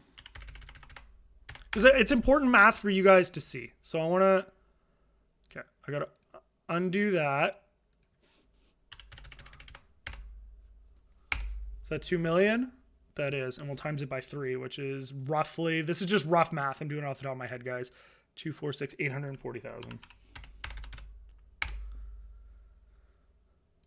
So, right? So now we look here. This is 40%. So I did the math a little bit wrong off the top of my head. This is 40% of people staking at 70,000 holders, right? So that's the amount of people that hold OMI right now is 70,000 people. We have 2 million downloads, okay? So 2 million downloads at 15% stake is 840,000 people that have enough money to stake. But it's not 840,000. It's actually 2 million because there's no barrier to using OMI to NFT, right? So this is an example. This is not, remember, it's gonna make the numbers look absolutely massive for the locking up, but that's not the portion that I'm showing you guys. This is just the amount of people would be this, right? Like you can't even calculate it. Like if there was no barrier to locking up OMI, there was no barrier. You could just do it at any price. It's just less rewards. Look at what 2 million people do, right? Like 100% of the user base is eligible. It doesn't even calculate the numbers. It's $10.5 billion. Like it doesn't even calculate the tokens because it's 100% of that. Like it doesn't even calculate it.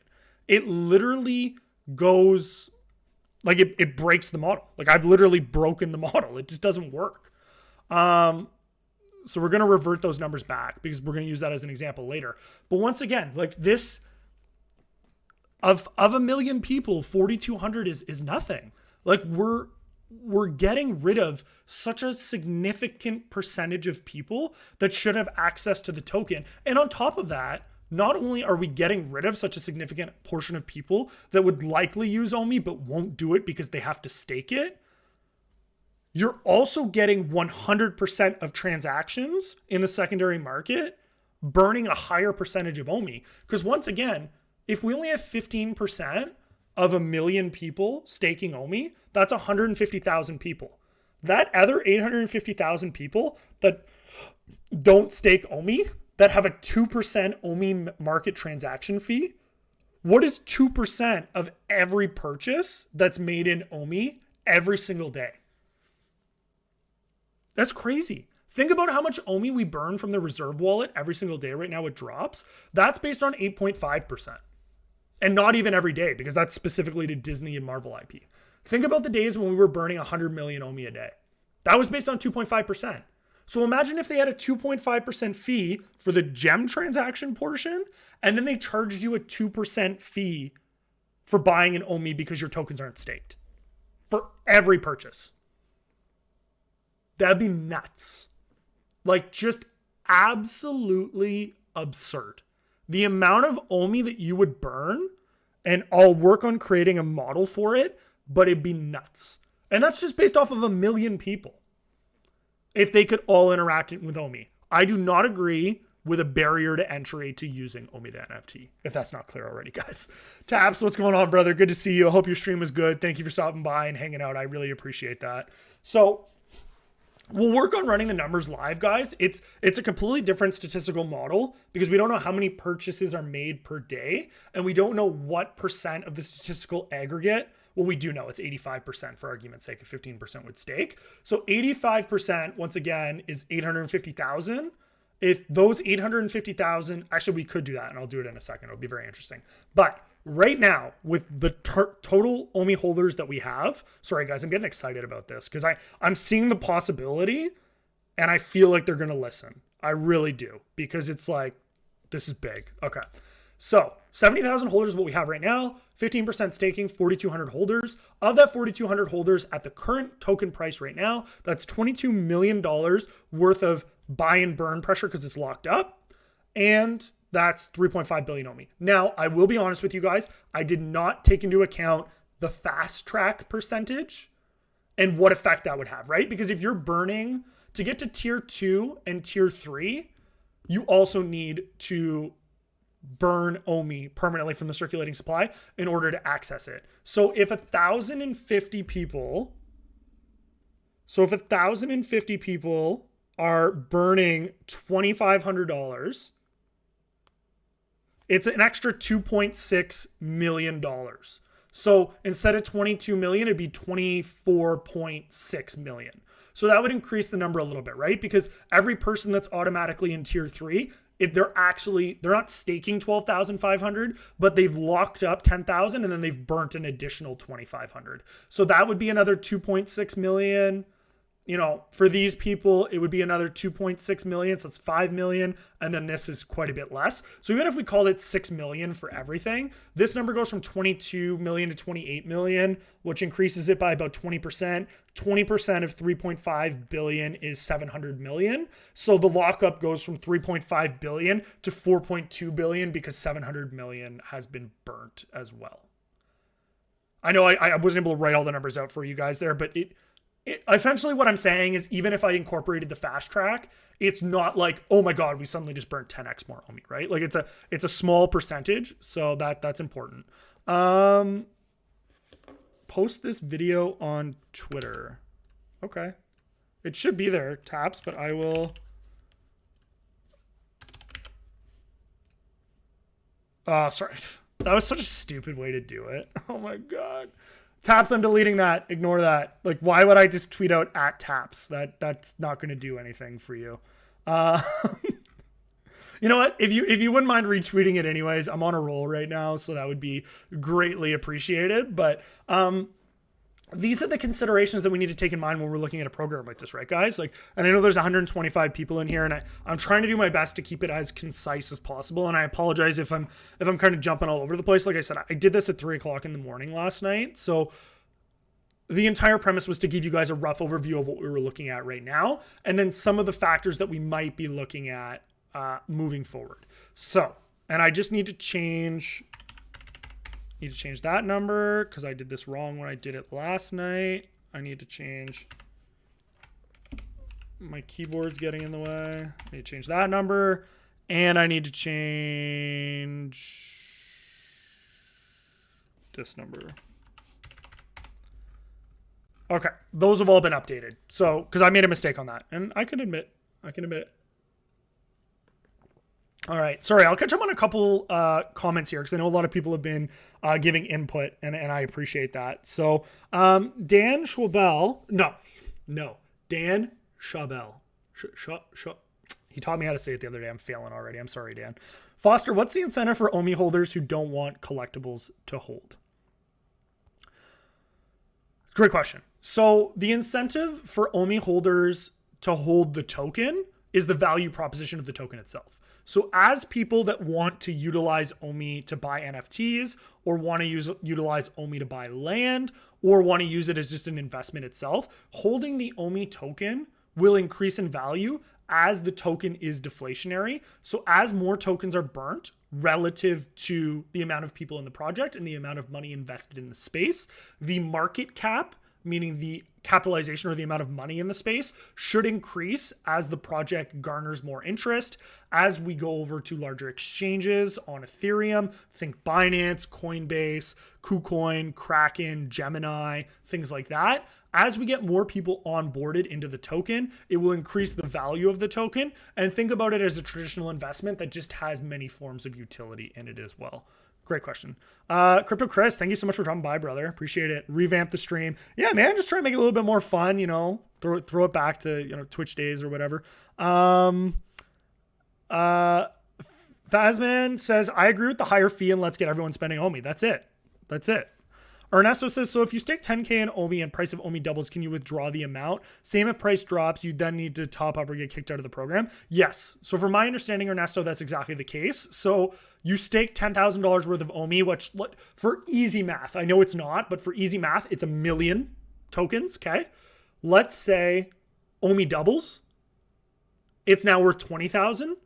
You could probably, and I haven't confirmed this with the team, but you could probably unstake half of your OMI for free after the 90 days and keep that half that you already had staked still staked, right? Conversely, if the price of OMI goes down over that period after your 90-day window, if the amount of OMI that you hold is less than $10,000, So you've only staked exactly 10,000 and OMI's down 5%.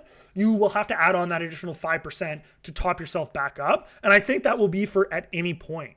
So like, let's say OMI drops 5% and you're below the $10,000 stake. You'll probably have like a window to top up. And if you don't top out, you lose access to those features. And D Supreme, yes, you can unstake. It's just a 10% fee.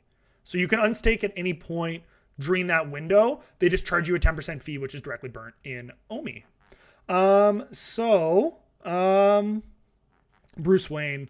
Love Foster. He always speaks facts backed by real life math. I appreciate that, man. Well, I do my best, right? The numbers get kind of convoluted and busy sometime, but I'm doing my best to weed it through for you guys. And I really appreciate you saying that. So Ben says the simple way to make this model effective for everyone is increase tiers 1 to 10 plus early drop access, e.g. 5-minute extra per tier. Boom. That's how we all win.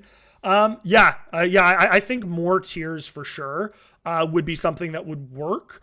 I always mentioned, and for those of you guys that watch my channel regularly or some of the lives that I've been in, I've expressed concerns that 3 tiers was not going to encompass. Like, we look at these numbers, right? Like, and I'll give a perfect example. He's in the chat right now. Shout out to Randy Chavez. He has his own channel. Definitely go check him out. He's publicly stated that he would stake like 80% of his OMI for good enough rewards. Why? And he's got 120 million OMI. He would stake 100 million OMI if the rewards were right. Well, he's going to be staking 1 million OMI now because that's all he needs to stake to earn the top tier. So what's happening with his other 99 million OMI? Like why, you know what I mean? What about people that have 1 billion OMI? So it's like, there needs to be incentives for all tiers because once again, one person locking up 1 billion OMI is the equivalent of 1,000 people locking up 1 million OMI. Like when you put it into terms like that, you're like, oh wow, that's actually a huge impact, right? So we need higher tier staking rewards. It doesn't have to be all the way up to 1 billion, but like 50,000 even or something like that. Like there's definitely merit to that. And I agree with that. Mr. Locknet says the article is perfect. Don't change it. That's fair. Goran says, whatever y'all think of Ben Gadenzi, y'all should listen to what he's saying. Oh yeah, I didn't even put 2 and 2 together there. Yeah, so I guess Ben Gadenzi's in the stream. For those of you that don't know, and I don't want to get into it on the stream, but Ben Gadenzi was responsible for creating the tokenomic model for Ecomi back in 2018. He was contracted by the team to make the tokenomic model. For those of you that are interested, I made a video back in August about his previous model with the 10 tiers. And I ran numbers based on that. But to be fair, it didn't include anything related to actual rewards. His numbers were just numbers based on locking up tokens, but there was no rewards associated with that. And I know at the time, some others felt as though it could create a pump and dump because people would be locking up their tokens without rewards. But once again, within the OMI utility program, we're locking up tokens for rewards. So it's just, let's make more tiers with better rewards so that we can lock up more tokens is kind of my summation of that. But yeah, everyone's got good insight. It's good to have Ben in the chat because for those of you that are OGs in the community, you may have your own opinions on Ben as a person, and that's fine. But, he still understands the tokenomics because he created them. So if you have any questions for him, ask them. And yeah, maybe he'll have some insight on that. Yeah. And we'll go from there. But that's how I feel about that. Goose says, I have an idea. Stake 25 million OMI tokens for a year. You get a chance to buy the sub 41 NFTs that are holding, including the Spider-Man Secret Rare. That's super interesting, Goose. I like that, actually. Give something that would never be accessible to the general public to someone that stakes up a significant amount of tokens. And I think, once again, not to harp on Randy Chavez, but he made a great point about that earlier. I was chatting with him, and he basically said something similar to that. He said, I would lock up a ton of tokens if you gave me access to, a very specific reward that would make it worthwhile for me to stake up that many tokens. So I think something like that, that would never be accessible to the normal public regularly. That is a huge incentive. And he would definitely lock up tokens for a year in order to be able to do something like that. I think that's fantastic. Great idea, Goose. Thank you for sharing that. Yeah, and Ben says, then make them available by OMI only auction and burn. Yeah, that'd be super interesting because the team doesn't need to generate revenue off of that. So if they make a certain amount of those available and then they just burn 100% of that OMI from the auction, that could be huge. That's pretty crazy. I actually really like that. Laura coming in with the big numbers, 45% will stake. Okay. I like that. I like that. MTL fiat to OMI would help a lot. I agree. Josh says, I don't have enough to stake. Hope barrier gets removed. I made more money in Vivi. I don't think it will happen. LOL. I think you'll be surprised, Josh. I really do. I think that the team is going to take this feedback. And once again, shout out to Tap, shout out to Cavell, shout out to Dan, Chris, everyone. There's a ton, too many to name. I know a bunch of them have already kind of covered this. I haven't had a chance to watch all of their content. Cavell reached out to me last night and asked if I wanted to go live with him then. But of course, I was putting this together and I was at work and I couldn't. But I think that they're going to take the feedback. I feel like this is something that is going to be mirrored by a lot of the community, the sentiment of accessibility. And I can't foresee a reason off the top of my head why it wouldn't be available. So no, I think you'll see that a change in that, Josh. Similar to how people weren't happy with the MCP with comics and they really listened to the community. As long as it's not a regulatory or compliance issue and they can make it work and it's going to make the vast majority of the community happy, they want to give a program that people are going to utilize, right? Like the program's not for them. The program's for us. They already have their OMI. They're good. So, no, I think they'll listen. Guala says, are you disappointed that you sold your NFTs for OMI and then realized the OMI utility is bad? No, because I didn't sell any of my NFTs. So I'm not upset at all. I still own 33 sets and 300 collectibles. So I am perfectly happy with the balance of what I have currently.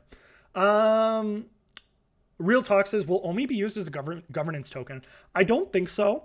I don't see it being a necessity. I could see them doing something like creating staking as a form of utility. By staking OMI tokens, you earn a separate token, which ends up being a governance token, and that kind of takes on a life of its own.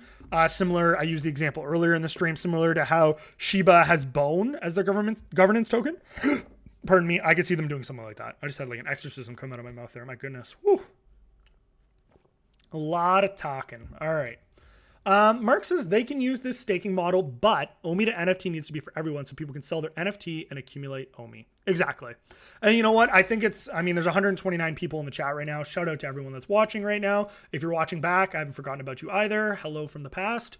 100%. That is 100% something that needs to be done. Hoodie Man says Tap said there will be APY. I don't think so. I didn't see Taps' stream because I was preparing for mine, but shout out to Taps. I think what he was likely referring to, if I had to guess, is that there will be API from staking through exchanges. So exchanges will often offer their own staking. So like, and I can't even think of any exchanges off the top of my head. Binance, as an example, offers staking for APY. So I think that there might be some APY, maybe 1 or 2% or something, through an actual exchange, but I do not believe that Vivi will offer any APY.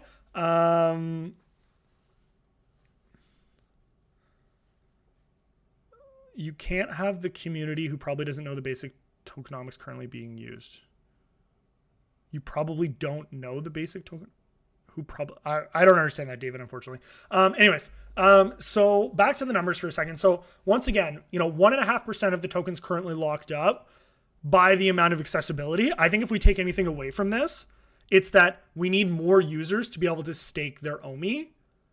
And even if it's not, even if it's different tiers and requirements of OMI, give more staking tiers and more rewards to people that want to stake different amounts of OMI. And then once again, make it so that you do not have to stake OMI to buy NFTs, and I don't want to call it a penalty, but so it costs you more if you're not staked in order to buy NFTs. Like that to me is the simplest solution. Like heck, if you want to make it, you can't make the fee too high because then people will just use fiat. But like I said, like 2% for anyone that's not staked, and then reduce the tiers relative for the fees that burn OMI. Because once again, people aren't going to spend extra money if they can just spend fiat. Yeah. So that's my take on that. Or maybe make it so that the buyer and seller split the fee or something. I don't know. I don't know. Or take a percentage of that 2.5% and do a buyback. Well, no, because they're burning all that from the reserve anyways. Yeah, I don't know. But I think a percentage, long and short of it, everyone needs to be able to stake. So hypothetical scenarios for user base growth versus OMI lockup. So what I've done is I've said, 70,000 holders right now. What happens if we doubled the amount of holders? So now we're up to 140,000 holders, right? This is 15% we decided on. Well, now, of course, we have 8,400 people staking instead of 4,200 people. So as we can see here, 6.3 billion tokens locked up. So that's good. It's better. It's double, right? So cool. We have 200, right? So that's great. Let's say we 5x. So now we're up to 350,000 users staking OMI at 15% of the total user staking. That's 21,000. Now we have 52 million locked up, which is 15 billion OMI locked. Okay, that's even better. What about if the user's 10x? So every user stakes OMI. Or 208,000, sorry. So it's 10x based on the 15%. Now we have 23 billion locked up. That could be 10% of the circulating supply right there. So that's pretty interesting. I find that pretty interesting. And remember, that's based on the total OMI holders 10xing. So if the total OMI holders 10x, that's 701,000 OMI holders. We have 1.1 million active monthly users right now. So that only covers about 65% of the current user base we have right now. And of that current user base, we're only saying 15% of them are staking. That's not a big number. I know some people threw around the number 25%. So what happens when you have 25% of people staking? Now we have 39 billion tokens locked up, right? That's interesting. And these, I'm just throwing out random numbers, guys, right? Like, I'm not saying that they're realistic, but it's something to consider. Let's say half of the people stake OMI. So that's half of the people that are eligible to stake OMI based on these current prices, right? So this is the amount of holders increases 10x, but we're still saying that only 30% of the users are eligible based on these numbers. But now we're saying half of those people that own OMI that are eligible stake OMI. Now we have 78 billion tokens locked up. 78% is over 20% of the tokens. Now we're cooking with fire. Now is when you see the $10+ billion market cap, right? Like, this is massive. Could you imagine having 78 billion tokens locked up at any given point? Our circulating supply is 240 billion right now, guys. If we locked up 80 billion, that's a third. We're down to 160 billion. That's crazy. 160 billion. Like, that's nuts. That puts us over a penny already. Easily over a penny. So like, it's just with the amount of money that's invested in the space right now. That's not even assuming the market cap because more people invest in the space. So it's crazy. Taps, what is your favorite Thanksgiving food? So once again, happy American Thanksgiving to anyone that's viewing. I'm in Canada, so our Thanksgiving was last month. But for me, obviously, turkey, stuffing, potatoes. I forget the veggies, throw them on the table, throw them under the table. I ain't about that life. And cranberry sauce. If you don't like cranberry sauce, I will say, and you guys might judge me for it, I'm not big on gravy. I'm not a big gravy guy. I just lather everything in cranberry sauce. And it's crazy. So back to this for a second, bro. Thank you very much, chaps, and happy Thanksgiving to you guys as well. 78 billion tokens. That's crazy.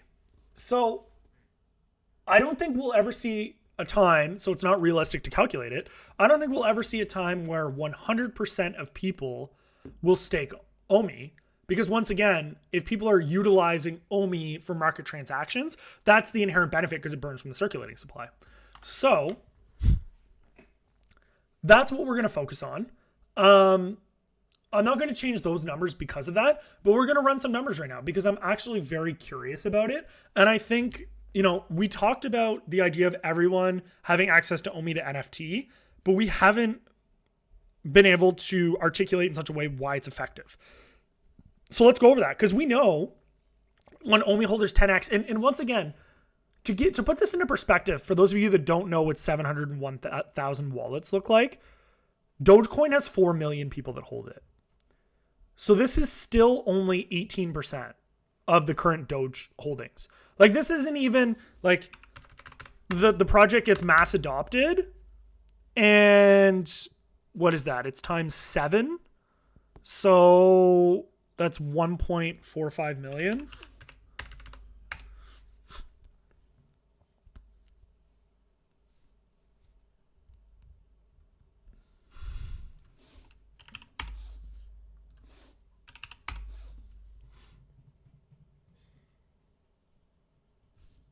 I'm not on mute, guys. I'm just speechless. Are you guys seeing this right now? That's nuts. So if we have 4 million holders, what I've done, so that you guys understand, because I've just changed a bunch of numbers and it may not look like it makes sense on the screen. Ignore these numbers. These numbers don't matter right now, right? What I've done is I've taken this number as a percentage of this number. So it's 40%, right? I actually lowered it. It's only 36%. So let's go up to 1.5 million. It's still only 38%. So what is that? 1.55 million? 39? Oh my goodness. I think that was one too many zeros. Perfect. So what I've done is I've said, if the total amount of OMI holders 5x, right? We have 350,000 holders. Of those, a certain percentage may be eligible to stake, right? So we're not even saying that you have to get rid of staking as a form of utility for rewards. We're just saying OMI to NFT as a form of rewards needs to be taken away and be accessible to everyone. But if you're able to utilize the reward system by encouraging people to stake OMI, what happens when we get the amount of wallet holders that Doge has? And I'm not saying that's going to happen this year, guys. I'm not saying it's going to happen next year. It may not even happen until next bull run, right? But what happens when you have 4 million holders, and of these numbers is a 40% basis, 1.6 million are eligible. 15% stake, because we're using the generic numbers we've used previously as like a statistical aggregate, only 15% of them stake who are eligible. That's 240,000 holders. Based on that, we lock up 180 billion tokens at today's prices. 180 billion. Guys, we're never going to have more than 300 billion in circulation. And you're locking up 180 billion of it at any given time. That's nuts. Now, remember, because it's also important to remember, that's at our current prices. So let's say we go up to 7 cents. Well, now it's only 18 billion. It's not as exciting.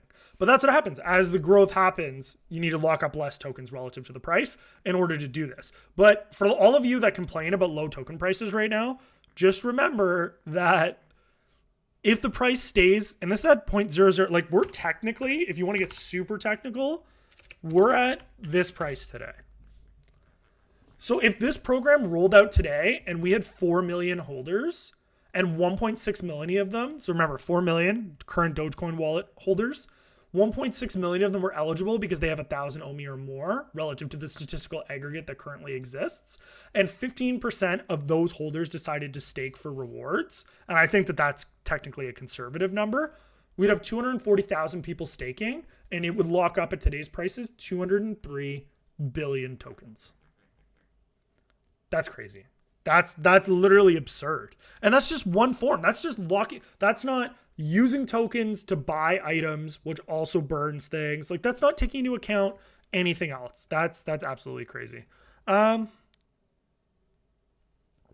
David says we can even create our own liquidity pools, aka Randy Chavez can provide liquidity with his leftover 100 million. That's a great point, actually. I never even thought of liquidity pools. That's pretty awesome.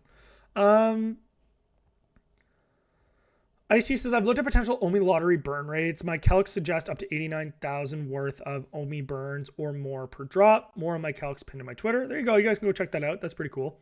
And Whippet says, yeah, don't forget about third-party utility.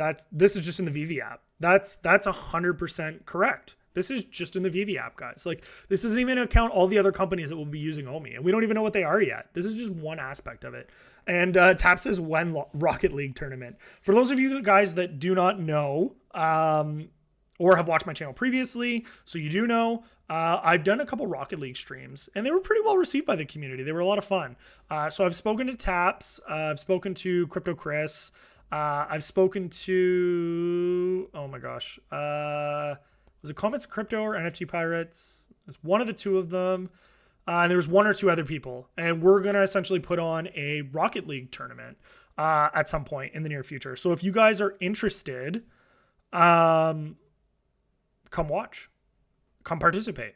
We're going to run a tournament. You guys are going to be involved. We're looking at getting Akomi and Vivi involved. Maybe we'll look at getting some prizes and stuff. Not at all confirmation, no promises, but we'll look at see if they can get involved, and we'll see about that. So yeah, Brian, thank you for subscribing, man. Thank you very much. I appreciate that. And Ghost, I saw your subscription, but it for some reason I was looking away from the screen. So thank you so much for subscribing as well. Heartskip Movement, thank you so much for joining, guys. I really appreciate all the support. Thank you so much. It means a lot to the world. Gola, when the price of OMI increases, burn decreases. The tokenomics will not allow this token to moon, unfortunately. Okay, so let's unpack that for a second. So when the token increases, you need to stake less OMI relative to the price to stake tokens. Correct. So there is less positive buy and burn pressure when the token increases for OMI staking. Granted, that's 100%. That's just the fact. But and I've displayed that, right? Like once again, we go up to 10 cents at 1.6 million users locking up their OMI. That's only 12 billion tokens locked up. So you're right. It's that 12 billion might only be 10% of the circulating supply at the time. So I understand what you're saying. But once again, this is just one aspect of OMI utility and staking. We know factually that as purchases are completed in the marketplace, it burns OMI. So regardless, we're still going to deflate the currency. When you say moon, what is your definition of moon? And the reason that I say that, and not trying to be facetious, not trying to be a dick, but like, what's your definition of moon? Are you talking $10? Are you talking 30 cents? For me, 36 cents is retirement. So what's moon for you, right? Because that's the biggest issue we get into in the community is people have two different conversations of what they expect. What's your definition of moon? Because right now, even with the current circulating supply of OMI, we would need less than $100 billion market cap to hit 36 cents. With all of the tokens in circulation, not including burning, not including staking, or any other utility. So what's your definition, right? Like, those are the things that need to be considered. It's not as simple as just saying, oh, well, price goes up, so amount of OMI goes down, staked. It's never going to, like, there's a lot of levels to this. So I hear what you're saying. It may not moon overnight, but once again, I didn't invest in the OMI token for it to moon overnight. I invested in it because, in my opinion, not financial advice, it is the single best investment that you could ever find in cryptocurrency, which is why I invested almost 6 figures into it. Like, it's just not, it's not a debate for me at this point. You know what I mean? David, 300 billion, not 300 million. And no, you can read the fine print again. I'm letting you know factually it's not correct. It's 311 billion tokens will be the max that ever enter circulating supply. They minted 750 billion of them. A specific allocation was brought to the reserve wallet. 40 billion was put in the vault wallet. And the rest of the tokens were supposed to enter circulating supply. The total max circulating supply was supposed to be upwards of 410 billion tokens. They accidentally locked up 97 billion tokens that will never enter circulating supply. Q4 or Q3 2022 was meant to have slightly over 300 billion tokens as max circulating supply. And that's not happening anymore because we've already burnt 19 billion tokens. I think the max right now is 291 billion, roughly, will be the most that ever enter circulating supply. And like I'm telling you that factually. Like if you want to pin me something that you think tells you differently, that's fine. But I'm letting you know that's what's up. So, Henry Pagliuca, shout out, happy Thanksgiving, brother. Total amount of money locked is at current prices. If we 10x, it's only 6 cents, but only 20 billion locked. Exactly. So, and it's a great point, Randy, Henry. And that's the thing. That's the thing that we need to keep in mind, right? Like, it's easy to get excited and be like, we're going to lock up all the tokens.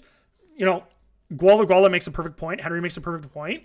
Granted, I concede that to you, right? Like, at any given time, a certain percentage will be locked up. As price goes up, less OMI is locked up. There's no two ways about it, right? Like, that essentially prevents the token from mooning, which is an artificial manipulation of price. This ensures that the token grows at a consistent rate and is sustainable growth so that we can hit higher highs, consolidation, higher highs, consolidation. Like that's what a proper investment is meant to do.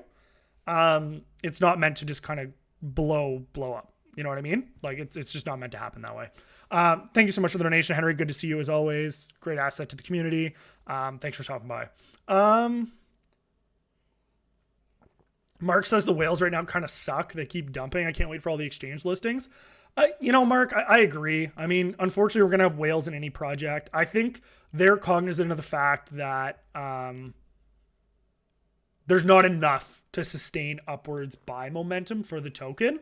So they're going to take advantage of it for as long as they can, right? It's going to happen.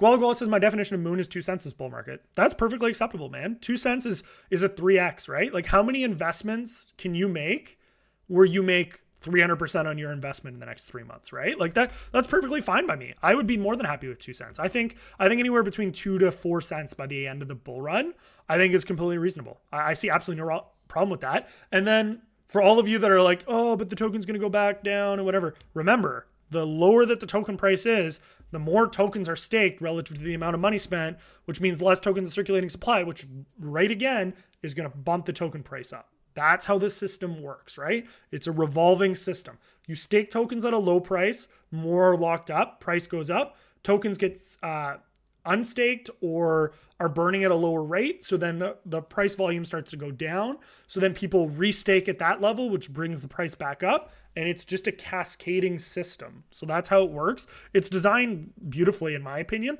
But yeah, it's not meant to moon overnight. Pablo, why are we not getting APY? OMI is a deflationary currency. They're not going to put negative buy or sell pressure or negative sell pressure on the token. If they earn APY, you're going to get more tokens for the tokens that you already have, which means more tokens in circulation, which is not ideal. And Whippets also says APY, it's a utility token, not a security. Exactly. Iron Man, 30 cent next summer 2022. I certainly hope you are correct, my friend. Guala says, why would regular Vivi users stake when they can get the same benefits from staking by using gems and MCP points? This OUP program is literally afterthought. You can rent raffle accessories. My answer to that is...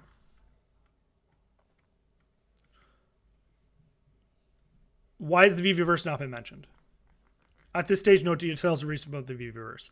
We already know because they've said it, and even though it's not in the official article yet, because it hasn't been announced as a form of utility, you need to stake OMI in order to buy land, or at least get early access to land. We know that factually.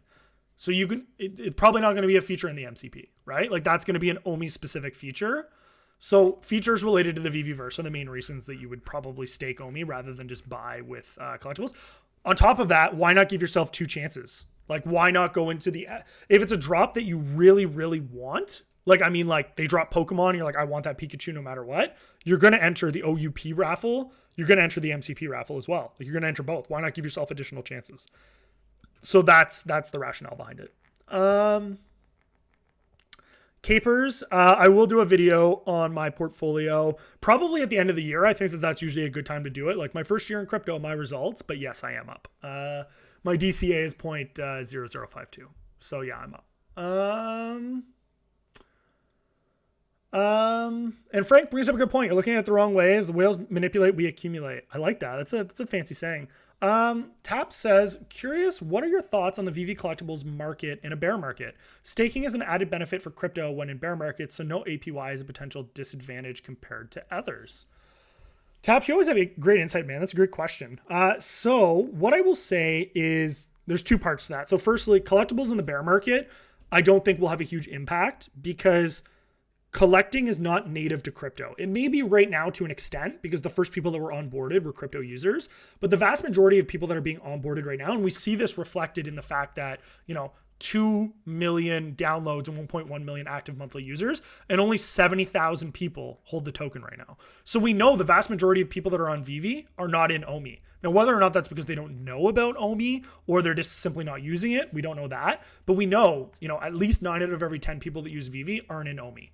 So if the OMI token goes down or crypto goes down, why will the mass public that knows nothing about crypto, that just likes using this app because they enjoy the characters, why are they going to care, right? Like, to me, that won't have an impact. If they announce Pokemon in January or February of next year, are people just suddenly not going to come onto the app because we're in a bear market, right? Like, they announce the NFL. Are we suddenly just not going to buy the characters because we're in a bear market? Like, I don't think the correlation to those two are present. Now, using OMI to buy NFTs might take a hit, because why would people spend 10 million OMI on a collectible because the OMI price went down 90% when they could just use fiat and wait for OMI to go back up? I agree with that.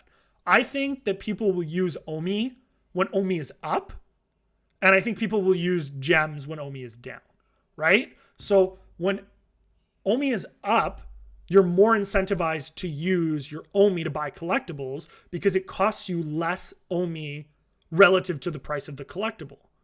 Because you already own that OMI, you've made profit on it. But when OMI's down, if OMI's down 20%, why am I going to spend 20% more OMI to buy that same collectible when I can just buy it in fiat and wait for my OMI to catch back up to that level?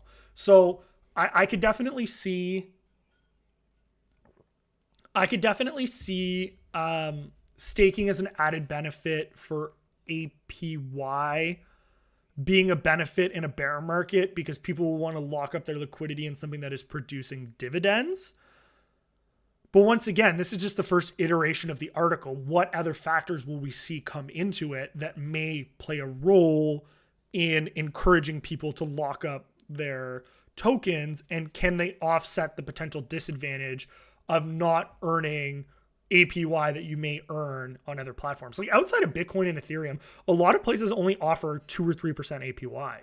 Not to say that 2 or 3% APY isn't good. I mean, someone like Randy Chavez, he's making 4 or 5 million OMI a year, which is fantastic if he has it all staked. But can he earn better rewards by having it staked on the app relative to having it staked in APY? We haven't seen that yet. I would say, based on the first look, maybe not. But if he has to stake it for a year, like Gooseneck said, to get access to sub 41 collectibles, and like Ben said, it gets auctioned and that OMI gets burnt directly or whatever, maybe that is enough of a factor to make him do that. I don't know. But I think that this is a first iteration, and these are great points, Taps, and these are the things that we need to discuss with the team and take this community feedback and see what we can do to improve the program and make it more holistic for everyone that is involved. Thank you very much for the question, Taps. Ben says, hey Foster, what are your thoughts on having a higher tier for those bigger holders of OMI? Is there enough incentive for the larger holders? Yeah, so similar to like the answer that I just gave to Taps, I definitely think that there is some advantages. I threw around some like crazy ideas, like you stake 100 million OMI and you automatically get a plot of land. Like, it has to be staked for at least a year, and you get like in Canada, I'm assuming they're called the same everywhere around the world, but we have like what's called like estate lots. So it's like usually bigger houses on like multiple acres of property. Like, you stake over 100 million OMI and you get access to like an estate lot section of the Viviverse that's like exclusive. And you only get that, or maybe you only get it as long as you're staked. The second you unstake, you lose access to it or something. Like something like that, like crazy, but like that's like super like crazy. Like, you get the craziest house, you get the craziest feature, but you have to lock up a ton of liquidity. And if we look, I mean, we know that there's only 207 people, and this includes like the vault, the reserve, all of those. there's only 200 people roughly that hold over 100 million OMI. So give them those plots of land that no one else can access, that are just like crazy, like the most amazing plots of land that give you all this stuff. Give them in City Hall, give them a plaque, so that when anyone spawns into the world, they spawn into this City Hall and people can see like a wall of fame. Like these are the true like OMI homies that staked the most, that made this project a success or something. Like immortalize them. Like people will, like that's legacy. Like once you make a certain amount of money, you don't care about money. It's about legacy, right? Like what can you be remembered as? And so people may do that. People would probably be willing, even if it's not a financial incentive or benefit, it's the social currency. Hey, I'm only one of, 100 people that owns, this exclusive type of drop because I staked this amount of OMI. Or Vivi sent me a physical of something to thank me for, like, things like that don't necessarily have to cost money, but that still incentivize people to stake. So it's, I definitely think that there needs to be more tiers and higher tiers. I do not have enough OMI that I should be able to comfortably stake at the top tier and still have 10 million OMI or more. That to me doesn't make sense. But good question. Adam says Amazon, Facebook, Apple, you name it. These didn't moon in 3 years. Be patient, guys. Vivi is more like a company than a meme coin story. Exactly, Adam. And that's what people need to remember. Like everyone's like, I want to be rich now. And yeah, don't get me wrong. I would love to be rich now too. That would be absolutely fantastic. But like, are you investing or are you gambling? Because a lot of crypto is gambling, and I don't consider this gambling. I consider it investment. So what are your priorities? That's what you need to decide for yourself. And yes, every project has whales. I completely agree with you. Oh my God, I'm way behind on comments. I feel like Randy in a live right now. Usually he's 30 minutes behind. I feel like I'm only like 5 or 10, but I apologize, guys. Holding collectibles is technically staking. Never thought about it. Yeah, especially when you can rent them out. It's going to be absolutely crazy.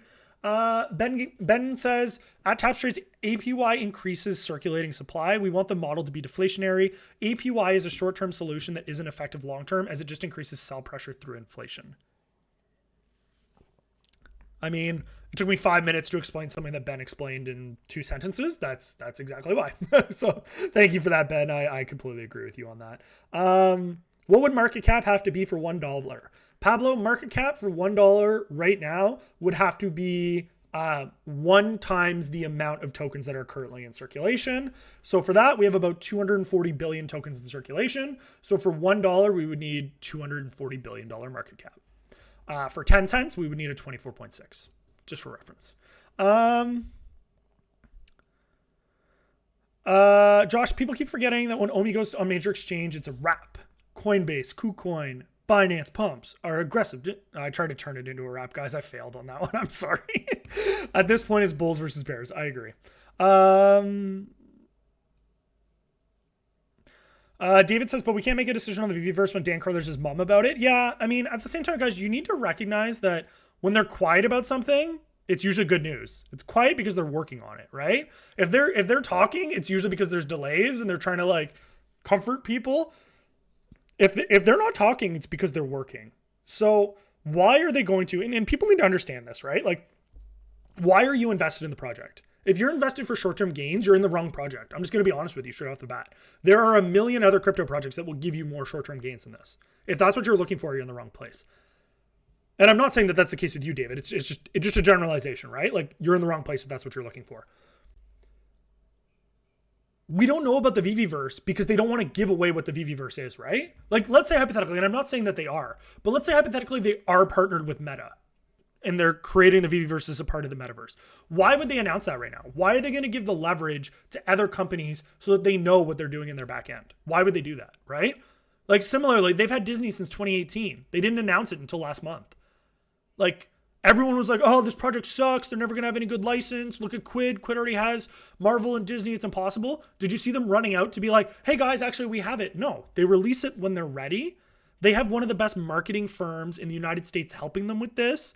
They have AAA gaming studios that they're partnered with. They have Disney as a resource. They have Marvel as a resource. They have DC. They have all of these big brands. They're going to release it when they're ready. Big companies don't just release stuff because they feel like it. Look at Tesla. Look how long their vehicles have been delayed. Look at Apple when they delay a product release. The best companies in the world don't cater to the whim of people just because people want things now. They do it when it's ready because it's the best product that they can bring to their audience. So that's what's happening. Andrew, do you believe... Oh, I lost it. I was in the middle of reading it. Hey Foster, do you believe Akomi have been making these decisions for the token to never truly moon but slowly become a blue chip over time, building that foundation that not many projects are? Great insight, Andrew. That's exactly what I think. I once again, the token is not designed to artificially pump, because an artificial pump is preceded by a dump, right? Like, why would you do that? It makes no sense. Let's build something that is sustainable for the long term. And if you understand the long-term value proposition of the token, you will invest in the token, not financial advice, and you'll hold it. Like, that's literally all that I'm doing.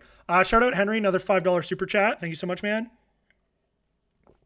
As soon as exchanges are announced that are carrying OMI for trading, billions of OMI auto taken off the market, their OMI will never be in circulation. That's a good point too. I mean, exchanges have to buy tokens to provide liquidity, right? So like, these are other factors. Like, this is just these catalysts that I'm going over right here. Like, this is just one factor, right? Now, can it be improved upon? 100%. But that's why we're having this conversation, guys. There's 145 people here, right?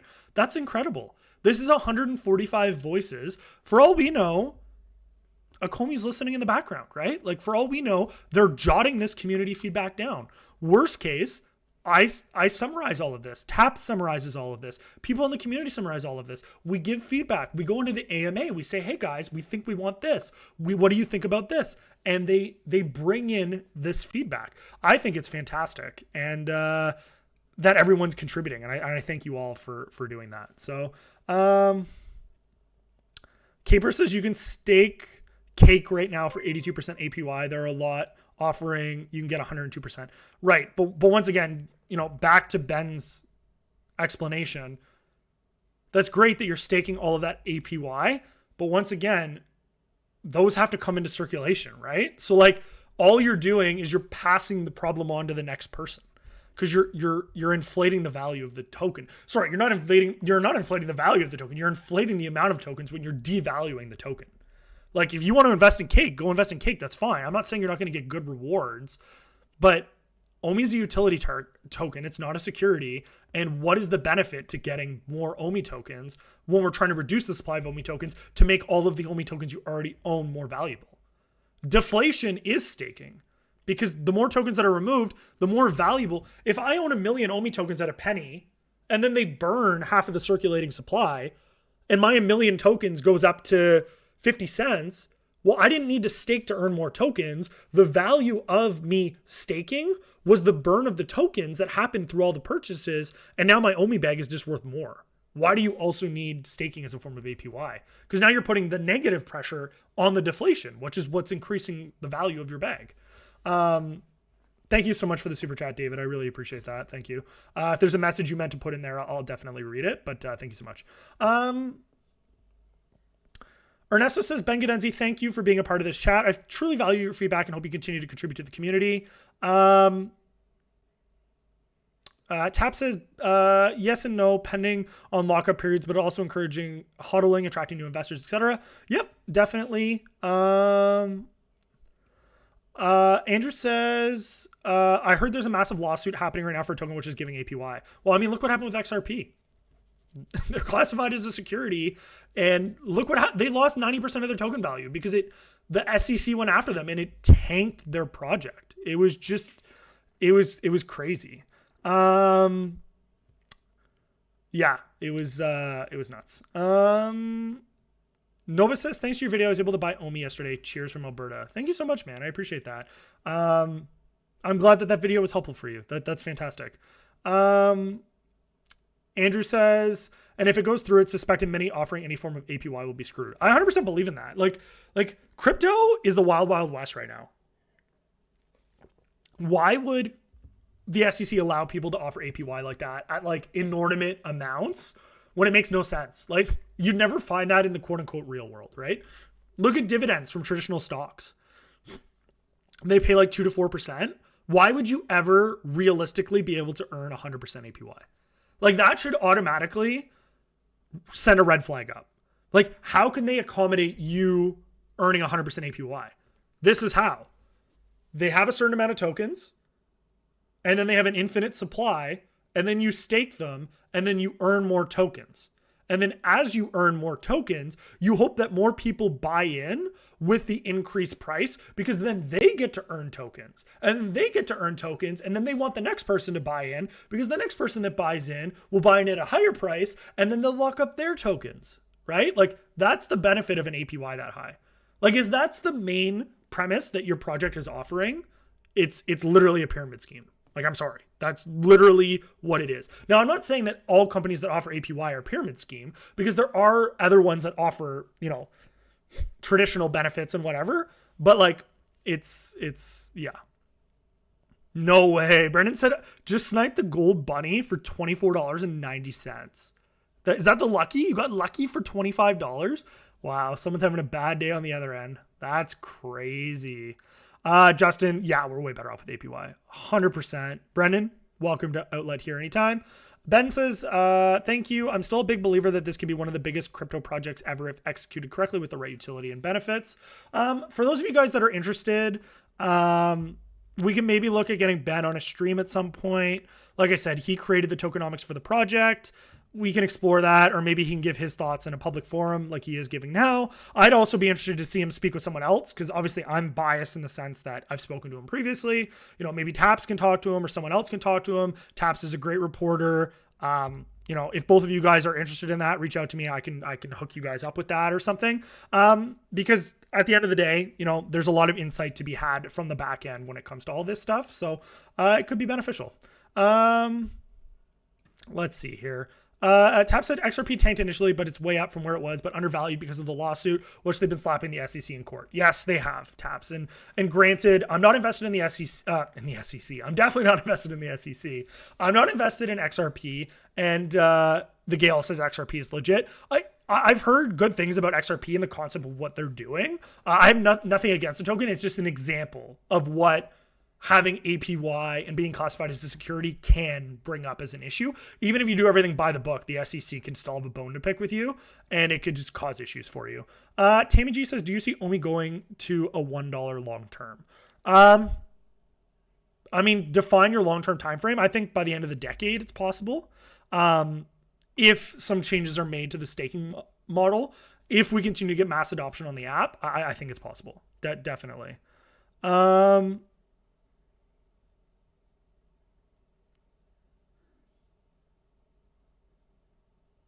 Oh my God, here we go.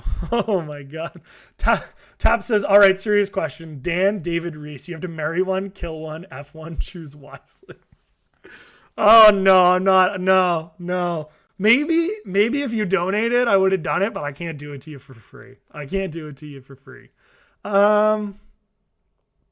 Ernesto says another barrier for crypto people is having to pay the licensor transaction fee in gems when using OMI to buy collectibles, specifically when buying 20K plus collectibles.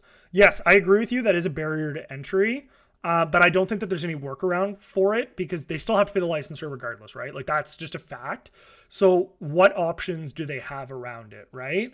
They can institute, if you want to pay all in crypto, they can institute well, no, they couldn't even institute an 8% fee to burn. They could actually. So what they could do is institute an additional 8% fee on top of what you're paying, or an 8.5% fee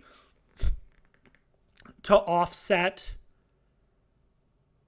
the downward sell pressure that they would have to put by buying tokens back on the exchange, because they have to pay the licensor, right? And the licensor doesn't care about our OMI or gems. They want fiat. That's the money that they want, right? So we would have to have an additional 8.5% fee on the crypto person to offset not using the 8.5% in gems.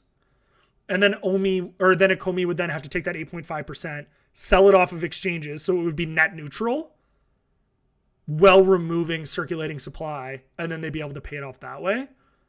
I think that might be an option. That, Ben, if you're still in the chat, is that something you can comment on? Like, is that something that would be possible if they instituted an 8.5% fee on top of the fee that was supposed to be paid in gems, and they don't take a gem fee, but then they sell 8.5% of that fee for fiat. But because they burnt an additional 8.5%, it offsets. Does the math add up on that one? I'm not sure. Let me know. Keeper says once OMI is ERC20, big money will pour in 100%.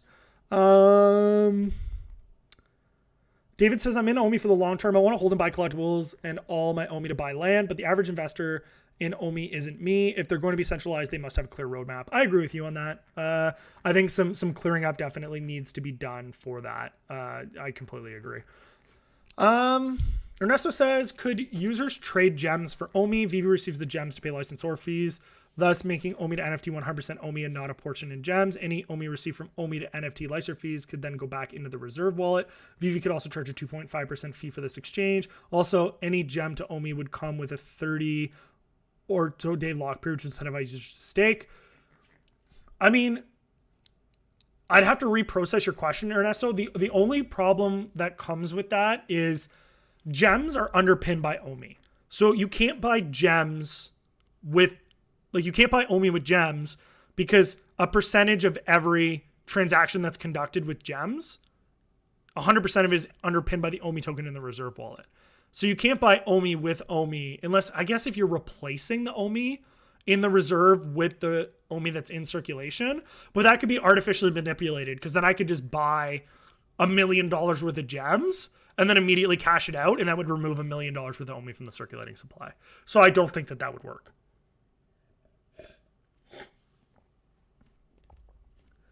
Henry says, Vivi thought Vivi app would have 65,000 users by end of year. There are millions. The Go chain is not strong enough to handle this volume. Plus it's faster and cheaper on layer 2. 100%.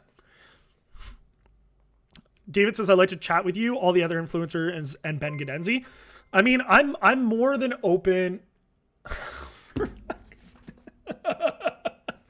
I'm more than open to having that conversation. If Taps and Ben want to have a conversation about the tokenomics and have that conversation and people want to see it and would watch it, we can definitely have that conversation.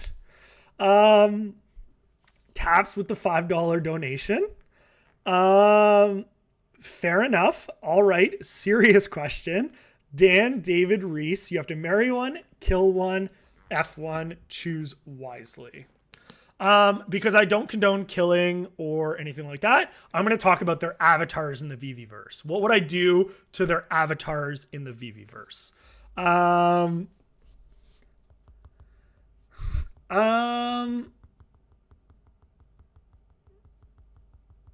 I mean, I probably have to marry David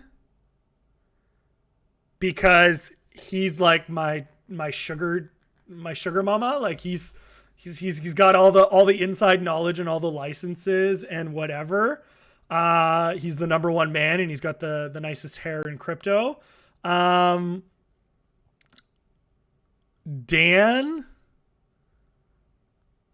you know what? No, I would seduce David for the answers. I would seduce David for the answers because David is more likely to slip up and tell me everything that I need to know about the licenses and everything that I need to know. I'd marry Dan, and unfortunately Reese would have to get cut out there. Reese, you know I love you, but I gotta prioritize the money, man. I gotta prioritize the money. Taps, what are you doing to me, man? I love Reese though. Reese is great. For those of you guys that don't know, Reese is the communications manager for Ecomi. He's a fantastic dude. Reese, I would never hurt you, buddy. I love you, but it's, yeah. Your avatar babies would have beautiful hair. Oh my God. What am I doing here? This is crazy. What has this devolved into? Am I excited about the true FA Star Trek from Recur? Well, that's not how you spell Recur. They confirm their NFTs will be decentralized, unlike Vivi centralized digital collectibles. Are you going to get some? Guala, I can never tell if you're trying to provide feedback or if you're trolling. I try and do a great job of balancing everyone that contributes in the chat, but I feel like this is kind of no offense, like I feel like this is kind of a silly question. it's like, we already know who has the true, like what about decentralization makes an NFT a true NFT? A non-fungible token, which is what an NFT is a smart contract minted on the blockchain. So we already know that all of these collectibles are minted on the Go chain. We just don't have custodial wallet access to the platform to see them. And when they're reminted, not minted for the first time, when they're reminted on Ethereum, we'll have access to every single one of them on the Etherscan. So I'm confused what would make Star Trek's on Recur a first appearance. I fail to see how decentralization matters. And I'd also like to point out that what you're saying in that is actually bullish, because if Star Trek as an entity has given their license to Recur and they're willing to make it interoperable, why would Vivi's collectibles not be interoperable? Because the biggest reservation, Dan Carruthers has already come out and publicly stated several times, he wants all of the collectibles to be interoperable. And the biggest hesitation comes from the licensors themselves because they don't fully understand what interoperability means. So if Star Trek has already confirmed with Recur that they're fine with their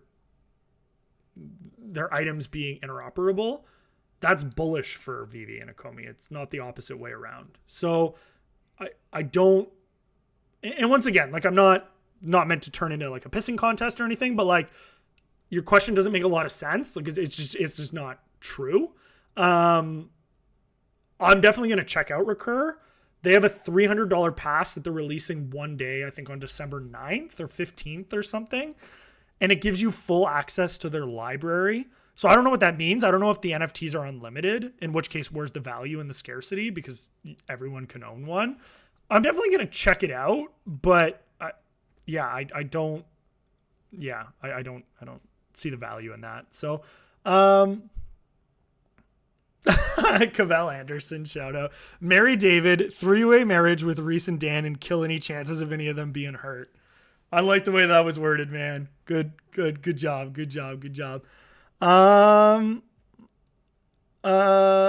Why not open relationships? There's the thing, Reese unfollows Foster. No, Reese, don't unfollow me. I love you.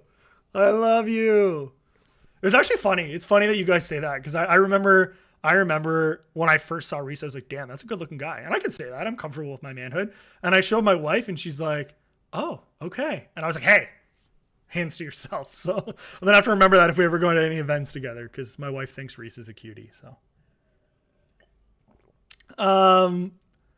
let's see. That's what makes a good troll. You can't tell if they're trolling. Yeah, that's true, Gail. Amos says, do you know if licensors get to look at Akomi's financials before signing a licensing agreement with them? I think they get to look through their entire life. I think that they pull every single piece apart. They spread their cheeks. They do like everything. Like, you think Disney's going to give their IP to just some random company without looking to see what they're all about? And especially a company that they're exclusively partnering with. This isn't just like, hey, you can make stickers or you can print t-shirts of our IP. This is like they're tweeting out on their official socials about the drops that we're doing. Like, you're not just doing that willy-nilly, 100%. Their full legal teams are vetting all of this. And shout out to Cavell Anderson. He actually did a video on that, talking about all of the lawyers for all of the different companies and how many they have on retainer. And I'm sure they've vetted them better than any of us ever will. Guala says, I think Vivi prefers a closed ecosystem. I think they will do their best to keep the IP and Vivi at least. I respect that perspective. I disagree with it, but I respect it. I think that Vivi wants to make money, as does every other company, as does every licensor that's signed with Akomi. If they can make their NFTs interoperable, but make it more advantageous to keep them on the app, then you get the best of both worlds, right? Like, you will be able to take certain collectibles off of the platform and list them on Immutable X. We already know that. That's fact. But will they be, if they're in your MetaMask, will they be viewable in AR or VR? Will you be able to take pictures of them in your showroom? No, you can only do that on the Vivi app. So interoperability is great because it creates accessibility. But once again, where is all of the opportunity? And that's on the Vivi app.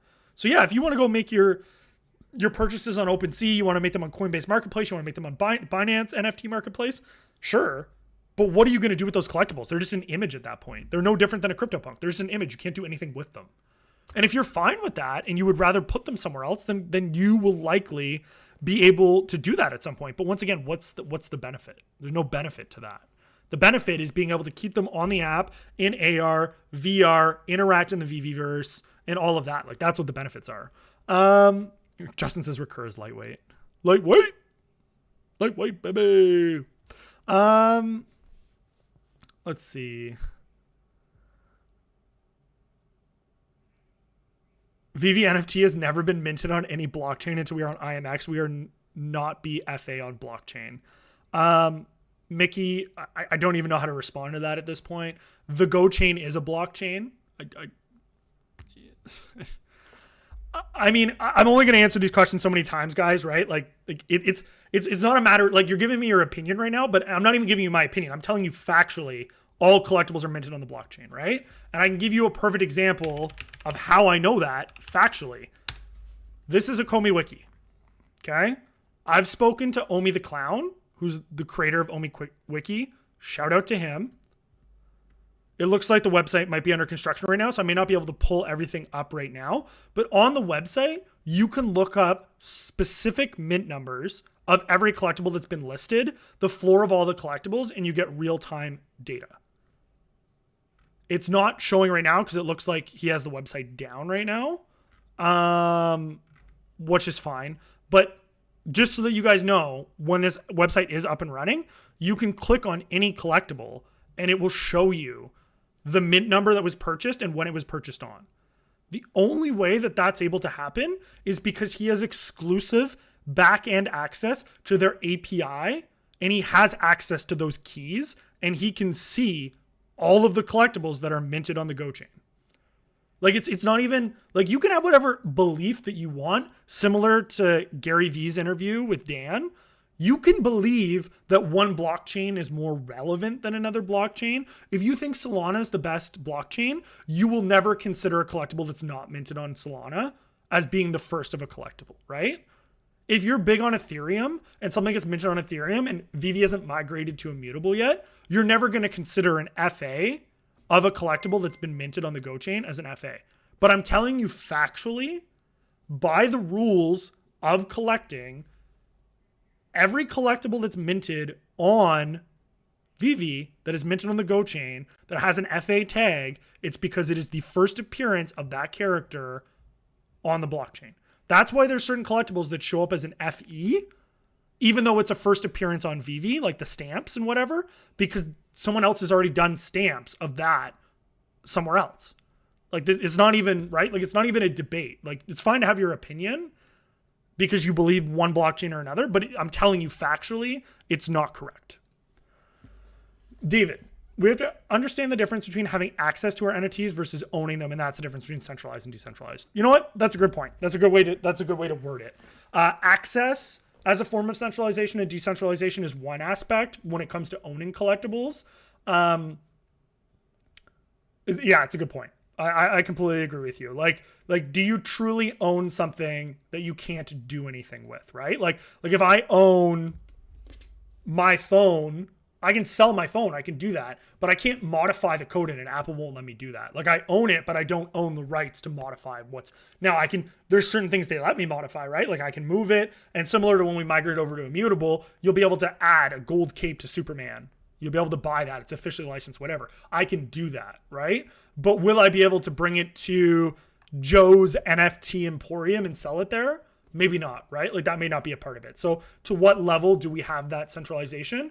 Right now, it's complete, right? But as we migrate over to immutable and collectibles start to be listed on other platforms, you'll see. And honestly, once again, guys, because I know that the people that watch my channel are, for the most part, OMI-centric, there are 70,000 OMI holders. There's 1.1 million people on the app. I promise you, because I talk to people, right? 9 out of 10 people could care less about true ownership of their NFTs. They still own them, and they know that they own them, and we all know that they own them. But crypto people are like, well, no, I don't own it because I can't put it on my MetaMask, bro. And that's fine. If you feel that way, You may not feel as comfortable investing in some of the NFTs that are not interoperable. And I'm not taking that away from you. But what you also need to understand is that your experience is not everyone's experience, right? So it's a good comment. So thank you for sharing, David.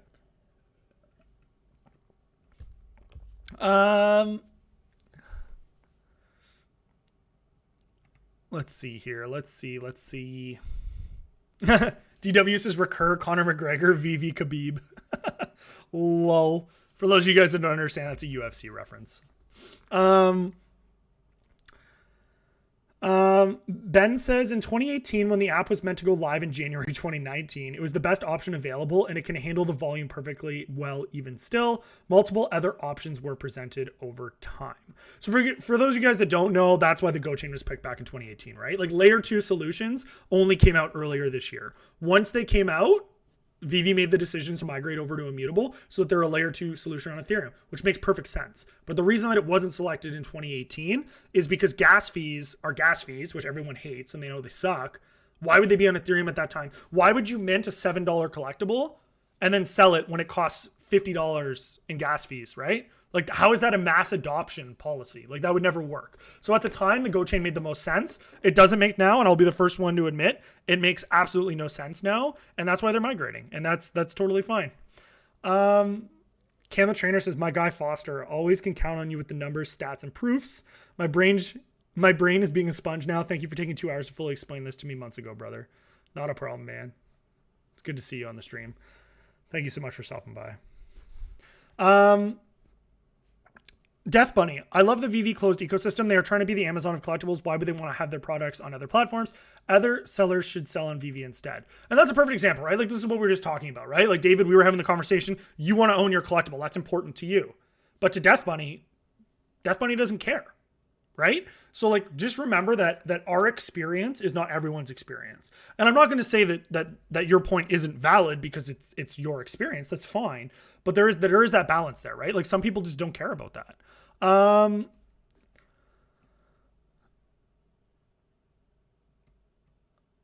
Matt G says foster love. Appreciate that. Josh says, I hope some people aren't thinking that because they want their NFTs on MetaMask that everyone wants that. Yeah, that's the same thing. Like, right? Like, I can promise you guys, I will never be you will never find any of my collectibles on MetaMask. I could care less. Now, I'm not going to say that I'm never going to sell the collectibles off platform if there's a benefit to do so. Like, if for whatever reason I'm going to get 10x more for selling it on Immutable, I'm going to sell it on Immutable. Like, that's common sense, right? But at the same time, like why do you need to store it on, like, why does that matter? Like, so, you know, for me, it doesn't matter. For you, it does matter. And that's totally fine. Carl says, you are saying some people don't care if they don't own their NFT that they pay for. I'm so confused. No. So there's a difference between ownership and having the ability to do something with what you own, right? So I'll give you a perfect example. I bought Battlefield 2042 the other day. It cost me $124. I bought it through the Epic Game Store. My account now has access to Battlefield, right? I can play it on my computer. Can I give it to 10 of my friends so that they can play with it now too? Can I put it on my phone so that I can play Battlefield on my phone? No, none of that matters because I knew when I bought Battlefield that I would be able to play it on my computer, and that's the reason that I bought Battlefield.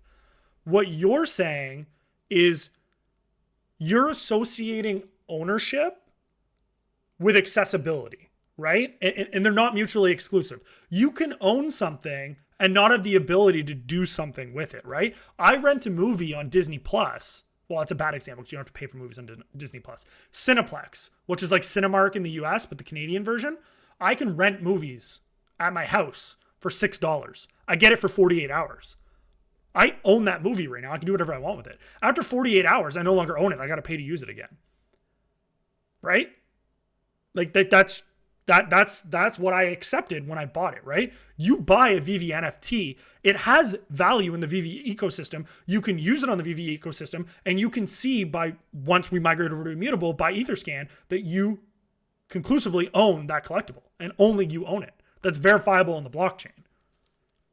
Can you transport it to 10 different wallets? Well, we don't know. We don't know what's going to be accessible, right? But once again, how is that any different than me owning Battlefield on my computer or me renting a video at my house to watch on my TV? I still own it. I can conclusively prove that I own it. I can't even sell it to anyone at that point. I just own it. Well, I'm stuck with it, right? These collectibles you can still sell for money. It's just on the Vivi ecosystem. And once again, and I want to make this clear for like the 5th time, Dan Carruthers has come out publicly and stated several times that their goal is to have every single one of those collectibles be interoperable. It's just going to take some time to warm up some of the bigger licenses to the concept of interoperability because NFTs are new as a concept. We already know that the individual artists, where there's less political red tape and overhead, have said, yes, we would love to have our collectibles be interoperable. Problem solved. It's going to happen pretty much right away. Disney, on the other hand, may want to wait 30 days or 60 days to see, okay, show me all of the transactions with the smart contract of that artist receiving the royalties for every single purchase that was made off app. For sure, there was 1,000 purchases made of this person's collectible. Here was every single transaction, and this is how much money they made, and this is how much they were allocated. We sent it to them on this date. Here's the receipt. Here's the proof. Your collectibles are still locked. There's no risk to someone, getting back-end IP access. Nothing went wrong, no hiccups. Wait, I can make this much more money by having my collectibles be interoperable? Yes, you can, Disney. Oh, okay, perfect. Make all my collectibles interoperable. Like, it's not like you guys are freaking out because you think like, oh my God, it's never going to happen. I'm never like no one is saying that. Vivi is creating an experience where you will not want to take your collectibles off the app. Not that you will not be able to. Now, do I have a time frame for that? I do not. And can I promise you that every single collectible that ever comes out on Vivi will be interoperable? No, I cannot. But once again, the goal, what they're working towards, is to make them interoperable. Interoperability is accessibility, which drives revenue. Why is Disney going to limit their IP to specifically on the Vivi app when it can also be listed on Binance, when it can be listed on Coinbase, which has 96 million users, when it can be listed on Immutable, which has TikTok moments, which is going to bring people in from a different demographic? They're going to accessorize and make access to as many locations as they can. It's just people are getting so impatient. They're like, well, this is terrible. Like guys, give it time. Like, I get it. Like, yeah, it's frustrating. You can't transfer it to your wallet, but you still own it. Like, that's not a debate, right? Like, there's certain things that are a debate and it's like, how do we feel about this? How do we feel about that? This aspect of it is not a debate. So, anyways, that's my rant. Dale says, so we keep comparing Recur to Vivi. I've been investing in OMI since February. Does Recur have a token attached / white paper, etc., or is it only an NFT company? To my knowledge, they don't have a token, Dale. They did a Series A funding run and got like $50 million. I think that was primarily because of the people that are backing the project. Gary Vaynerchuk, the Winklevoss twins, the co-founder of Ethereum. There's a bunch of heavy hitters backing the project. I think it'll be successful. I have nothing against the project. But I don't know a lot about it. Like, as a perfect example, and I did this on my last live stream. This is their website, right? And nothing against their website. Like, I'm not looking at it and being like, oh my God, like, oh, me so much better. Like, but like, that's their website. So what do we garner from this? On-chain branded experience for fans to buy, collect, and resell NFTs. Okay, that's cool. Yeah, that sounds like a cool concept. I'd be interested in checking that out. This is their website. Okay, $50 million. This is what it buys you. This is the Vivi website.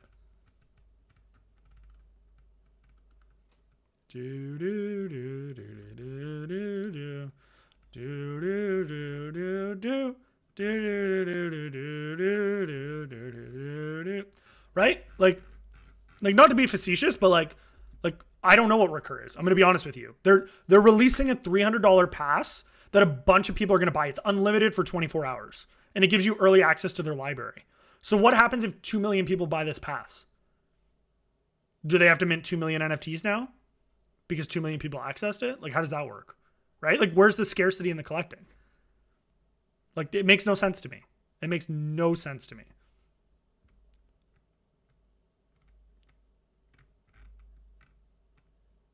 Each Recur, so they have a little bit of information now. Each Recur pass will be programmably generated. Color may determine rarity. Early beta access to some of the most coveted branded NFT experiences across characters, movies, and TV, sports, and more. NFT experiences. So is this like clips of characters? Like it's because it says you get access to the full library. So like, do I get Hello Kitty? Or is it like, do I get exclusive clips of Hello Kitty? Like, I don't know. Like, the Star Trek, do I get access to like watching the series? Like, this is some college football teams. Anyways, I can do a separate video on this, but like it's $300 and it's unlimited. Like what does this give me access to? Early beta access to some of the most coveted brand NFT experiences. So if 1 million people buy it, just 1 million people get access to Hello Kitty. Like, I don't care about that. Like, I want the scarcity. That's what drives the value. So anyways, that's my thoughts on that. Just kind of whatever.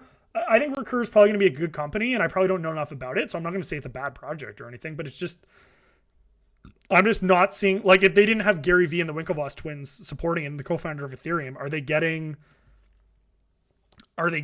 any of that? Like, Vivi Fanboy says, I don't care if it's not in my wallet. Banks hold my money and flips it without our knowledge, so who cares? I mean, that's a great point. It's a real life example, right? Like, you put money in your bank account and the bank takes your money and does whatever they want with it, and then you just get to whatever. Justin, Battlefield is trash. I actually tried to return it. They wouldn't let me, which is a perfect example. I tried to return it. They didn't let me. So there you go. Real world example.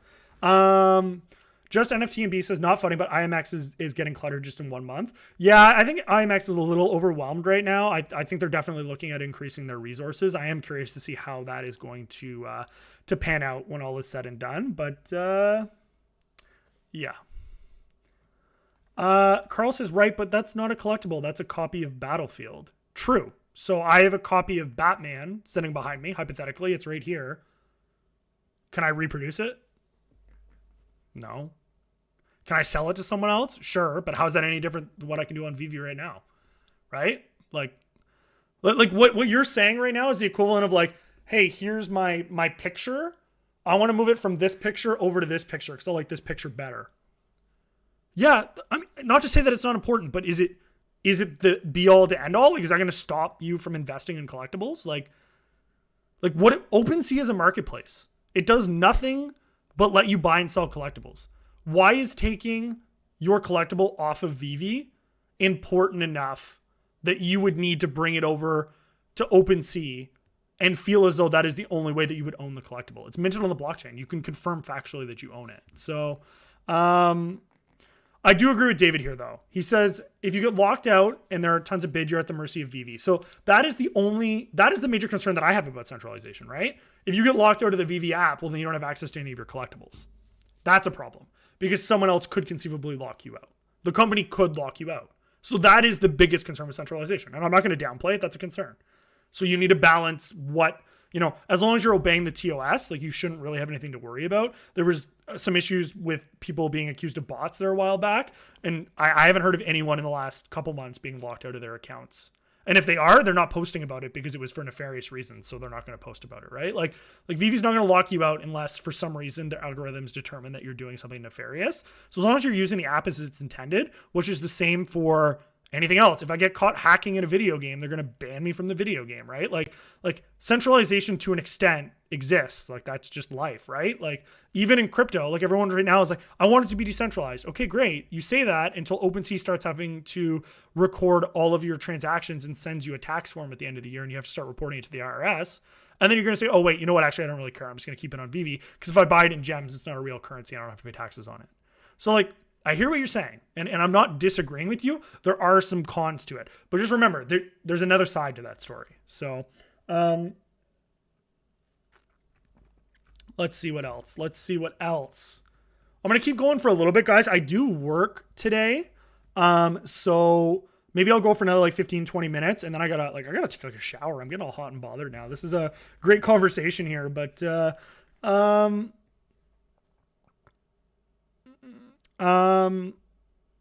Death Bunny says, in what scenario if other users that are not trying to cheat the system account would get locked up? Yeah, so I think a while back, Death Bunny, just so you know, so people's accounts were getting flagged as having malicious intent that maybe weren't. They were using like Wi-Fi at like college campuses or at shopping centers. And what happens with public Wi-Fi's like that is that they can't resolve the DNS host. And so I think the app interpreted that as people trying to like spoof their location, and people ended up getting caught up in that. But I believe that they've since fixed that. So yeah. And I mean, even if you get locked out for a nefarious reason, I think in the TOS, Vivi still has to allow you access to your account to sell or trade your collectibles and pull your gems off the account. So even if you do get locked out, it's not true lockout, right? Like you're still gonna, unless it's like something criminal, like if you commit fraud or something, then yeah, it's a different story. But if it's just like, hey, you got caught using a bot or something, like I think technically you're still allowed to get your stuff back. So,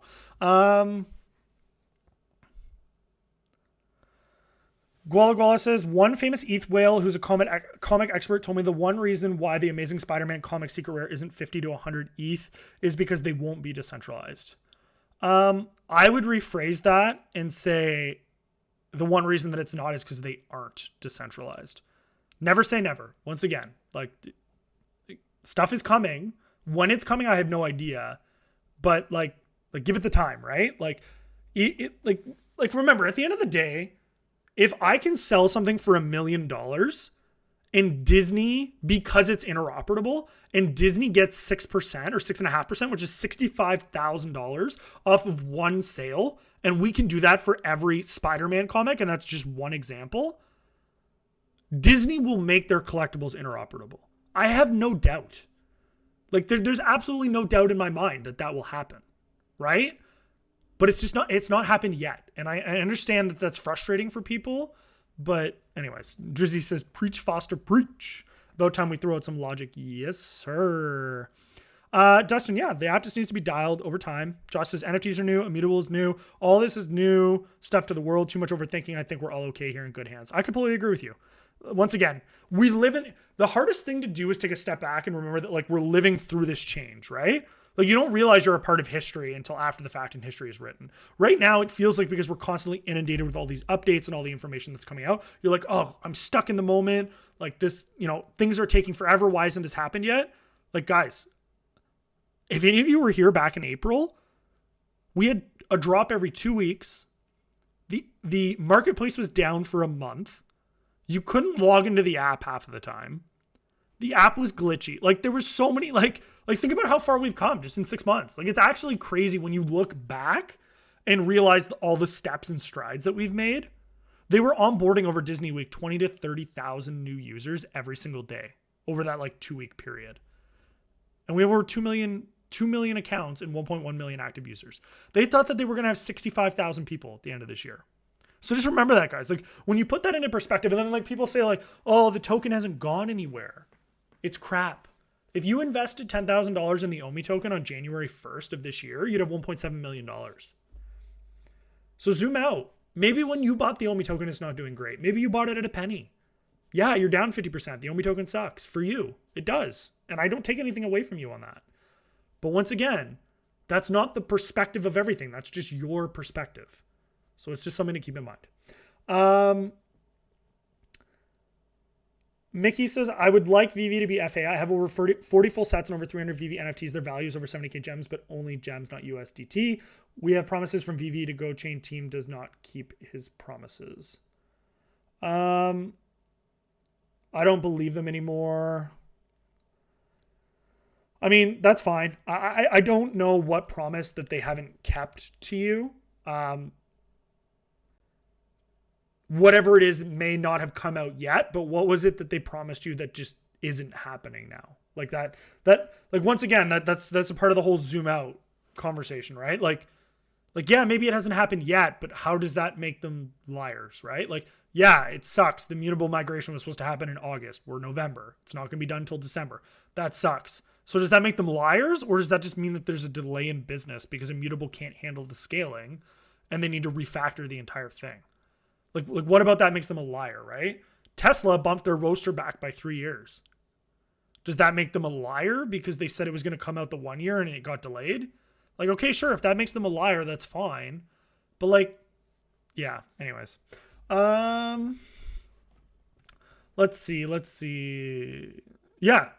Senior Lee JB says they do keep their promises. They can't control how long some things take. And that's the important thing that people need to remember is like, you need a perspective on how long these things are taking. Just because something hasn't happened yet doesn't mean that it's not true. Josh says, you get lost in the fun on Vivi's website. It's crazy how you just showed that on stream. I'm laughing my ass off.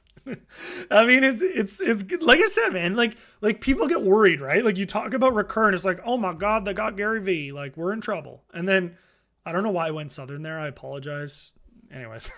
But you look at the two and it's night and day. Like, it's like, I don't know. Henry Pagliuca, scarcity drives value. Crypto Chris says, I tried to click on that stuff last time as well. Would be nice to know what we are going to get. Yeah, I'm curious to see what comes with recurrent. I'm not saying that I'm not going to invest in them, right? Like, nothing wrong with diversification. I'm just saying, based on what I've seen thus far, nothing is making me want to spend $300. That's all I'm saying. Foster Rare Master Rocket League hacker. Yeah, I wish. Let's see. Dale Miller says, so recur equals no tokenomics, only NFT, albeit license, Vivi, OMI token, staking, utility, on and on, token use and economics of Viviverse, etc., possibly other environments. Why are people not seeing the full picture? Competition is good. This will force Vivi to maintain its focus and momentum. 100%. 100%. And Chris backs you up on that. He says, when I first downloaded Vivi, I only had the secondary market for a week and then it was down for like a month. The problem is when you're in something, like it's hard to see the change, right? Like for instance, I've been with my wife for 11 years now.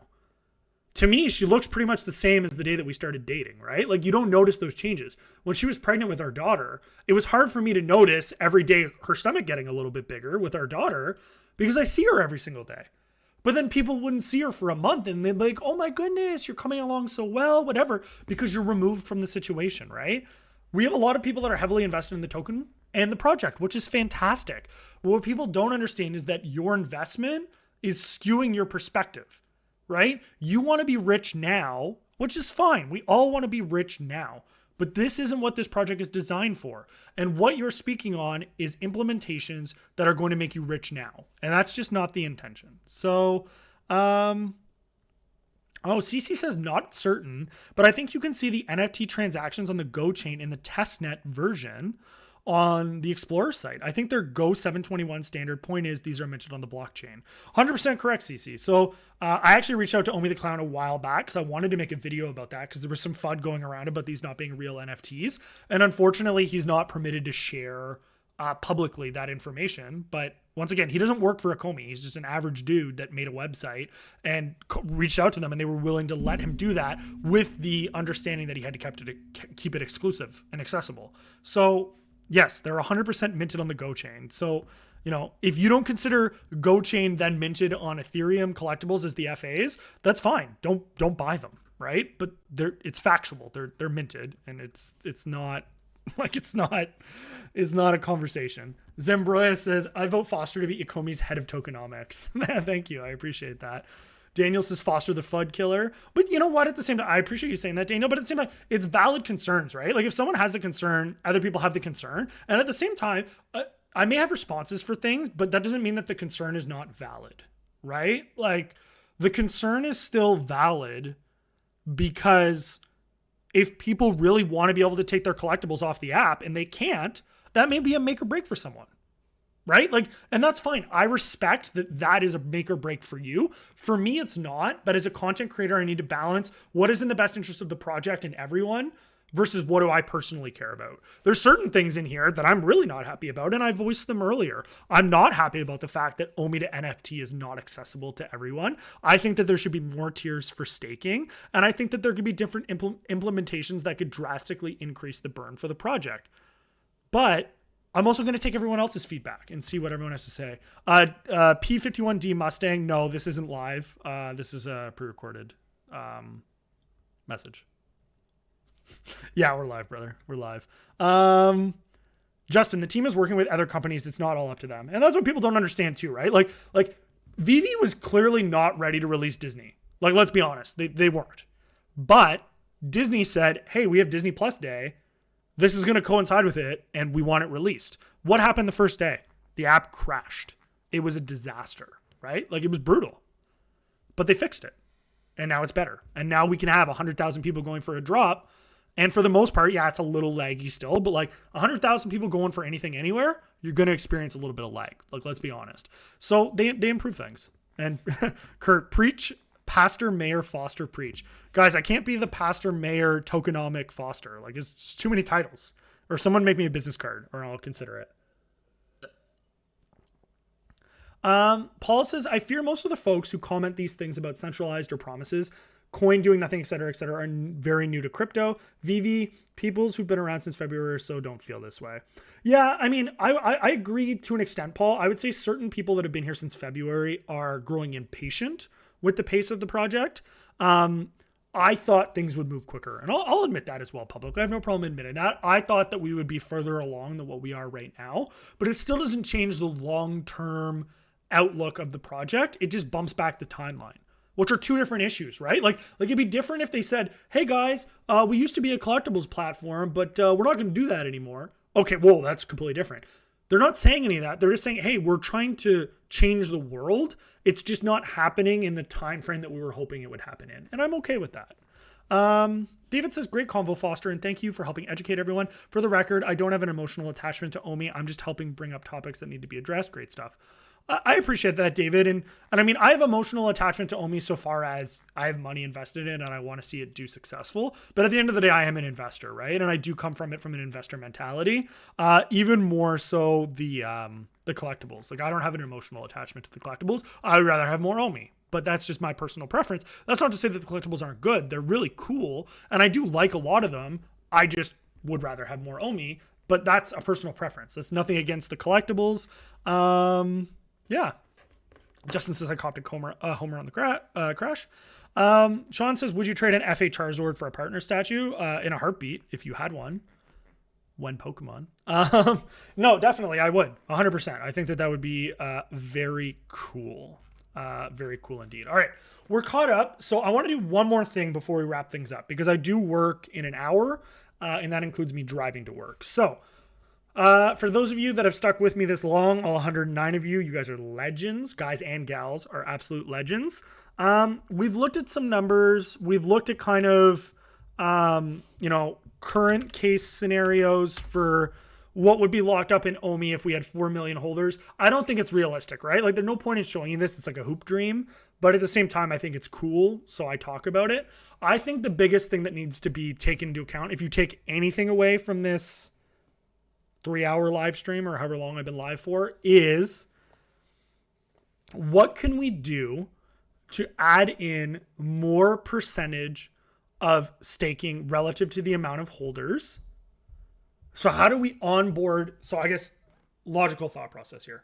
How do we onboard more OMI token holders? While onboarding these token holders, how do we incentivize them to stake OMI or use OMI during transactions? And then how do we convert that into burns or utility to lock up circulation? So those are the considerations that need to be taken. So right now, with the 70,000 holders that we have of OMI, it's not enough. Even if half of the people stake OMI, half of every single person that has access to OMI stakes all of their OMI, we're locking up 12 billion OMI, which, don't get me wrong, is still a great number. It's like, I don't know, what is that? Like 2% or something, like, of the circulating supply. Like, it's not bad. It's not bad, but it could be a lot better. So how do we improve that? We increase the OMI holders. How do we increase the OMI holders? Well, we have 1.1 million people that utilize the app right now. So if we have 1.1 million people that use the app right now, and of those 1.1 million, we say the average purchase that they make on the app is, I don't know, what's a good number, guys? We'll call it $50. So we have 1.1 million people on the app making $50 purchases. Okay? So 1.1 million times 50 is like 55.5 million or something like that. Let's check it. Let's check it. Times 50, 55 million. Yeah. So it's 55 million OMI tokens. So we're just doing, this is just some what do we call this? It's like barnyard math or something. Well, we're wrapping up this video because this is important. So we have 1.1 million people actively on the app. We say that each of them spends $50. That's $55 million that they've spent. So $55 million in OMI is 8 billion OMI tokens. Okay. So let's say a user spends $50 a week on the app. All right. So then we'll take this number, we'll times it by 4 because what is that? That's $200 a month. That brings us up to $220 million a month. Okay. That's 32 billion tokens. Now, to be clear, this is not burned. Okay. I'm not saying that this is burnt. Okay.